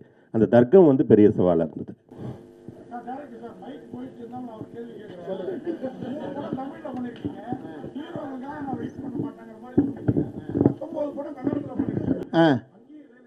சேம் சார், ஆமாம், நான் வந்து ஒரு உங்களுக்கு ஒரு இன்சிடென்ட்டே சொல்கிறேன். தர்ஷன் சார்கிட்ட ஒரு வாட்டி போயிருந்தேன் ரீசெண்டாக, அதாவது அவர் ஜெயிலுக்கு போகிறதுக்கு முன்னாடி. போனப்போ இது மாதிரி சார் என் ஃப்ரெண்டு ஒருத்தர் இருக்கார் சென்னையில், பெரிய ஃபைனான்சியர் கம் ப்ரொடியூசர் சார், உங்களை வச்சு படம் பண்ணணும் அப்படின்னு சொன்னாருன்னா அவர் லைட்டாக யோசனை, எனக்கு கொஞ்சம் யோசனை உட்கார்ந்து இருக்கார். சூப்பர் ஸ்டார் தானே உட்கார்ந்து இருக்கார். சார் ஒரு விஷயம் உங்கள்கிட்ட சொல்லிடுறேன், நான் டைரக்ஷன் நான் கிடையாதுன்னு சொல்கிறேன் அவர்கிட்ட. நான் வந்து உங்களை டைரக்ட் பண்ணுறதுக்கு வரல, அவருக்கு டேட் வாங்க வந்திருக்கேன்னு சொல்கிறேன். அவ்வளோ கிளாரிட்டி சார். நான் அதில் வந்து எந்த வித மாற்று கருத்தும் கிடையாது. சுதீப் சார் வந்து கொன்றால் பாவத்தை இங்கே ப்ரொடியூஸ் பண்ணணுன்னு சொன்னப்போ கூட, ப்ரொடியூஸ் பண்ணுன்னு சொல்லி என்ன ராதிகா மேடம்கிட்டையும் சத்யராஜ் சார்கிட்டையும் என்னோடய படத்தை போட்டு காமிச்ச சத்யராஜ் சார்லாம் படம் பார்த்தப்போ கூட சுதீப் சார்கிட்ட சொன்ன ஒரே விஷயம் என்னென்னா, இங்கே வந்து நீங்கள் ப்ரொடியூசராக மட்டும் இருக்கணும், நீங்கள் ஹீரோவாவோ எந்த விஷயங்களும் தலையிட்டிங்கன்னா நான் படம் பண்ண மாட்டேன்னு. அதனால தான் அவருக்கு நான் படம் பண்ணல, சுதீப் சாருக்கு. ஸோ எனக்கு அவர் சொன்ன மாதிரி எனக்கு எல்லா ஹீரோக்கிட்டையும் நேரில் இப்போ யாராவது என்ன மேனேஜர்கிட்ட பேசுங்கன்னா நான் பேசவே மாட்டேன், நான் பேச மாட்டேன் சார்னு சொல்லுவேன். அது சுதீப் சாராக இருந்தாலும் சரி, தர்ஷன் சாராக இருந்தாலும், புனித் ராஜ்குமார் சாருக்கும் நான் அதே தான் சொல்லுவேன். இப்போ நான் ரொம்ப பீக்கில் இருந்தப்போ ஒரு படம் பண்ணேன் கன்னடத்தில். ஒரு டேட்டு ஒரு 3 மாதம் தள்ளி கொடுக்குறேன்னு சொன்னார் புனித் ராஜ்குமார். நான் ஒரு மெசேஜ் போட்டேன், நான் சிங்கிள் பேமெண்ட் கொடுக்குறேன், எனக்கு டேட் இமீடியட்டாக கொடுக்க முடியுமான்னு கேட்டப்போ அவர் மேனேஜர் எனக்கு கூப்பிட்டு கேட்டார், நீங்கள் யாருக்கு மெசேஜ் பண்ணுறீங்கன்னு தெரியுமான்னு கேட்டார். சார் நான் எந்த ஹீரோவாக இருந்தாலும் இப்படி தான் சார் மெசேஜ் பண்ணுவேன், என்னுடைய ஆஃபர் இது, அவர் பண்ணுறாரா இல்லைன்னு. அதனால் எனக்கு அந்த கிளாரிட்டியே எனக்கு அந்த டவுட்டே இல்லை சார். எனக்கு என்னை நம்பி என் கதையை நம்பி வந்தால் ஹீரோவுக்கு படம் பண்ணுவோம், இல்லை ஆக்டருக்கு படம் பண்ணிட்டு போயிடுவோம் சார்.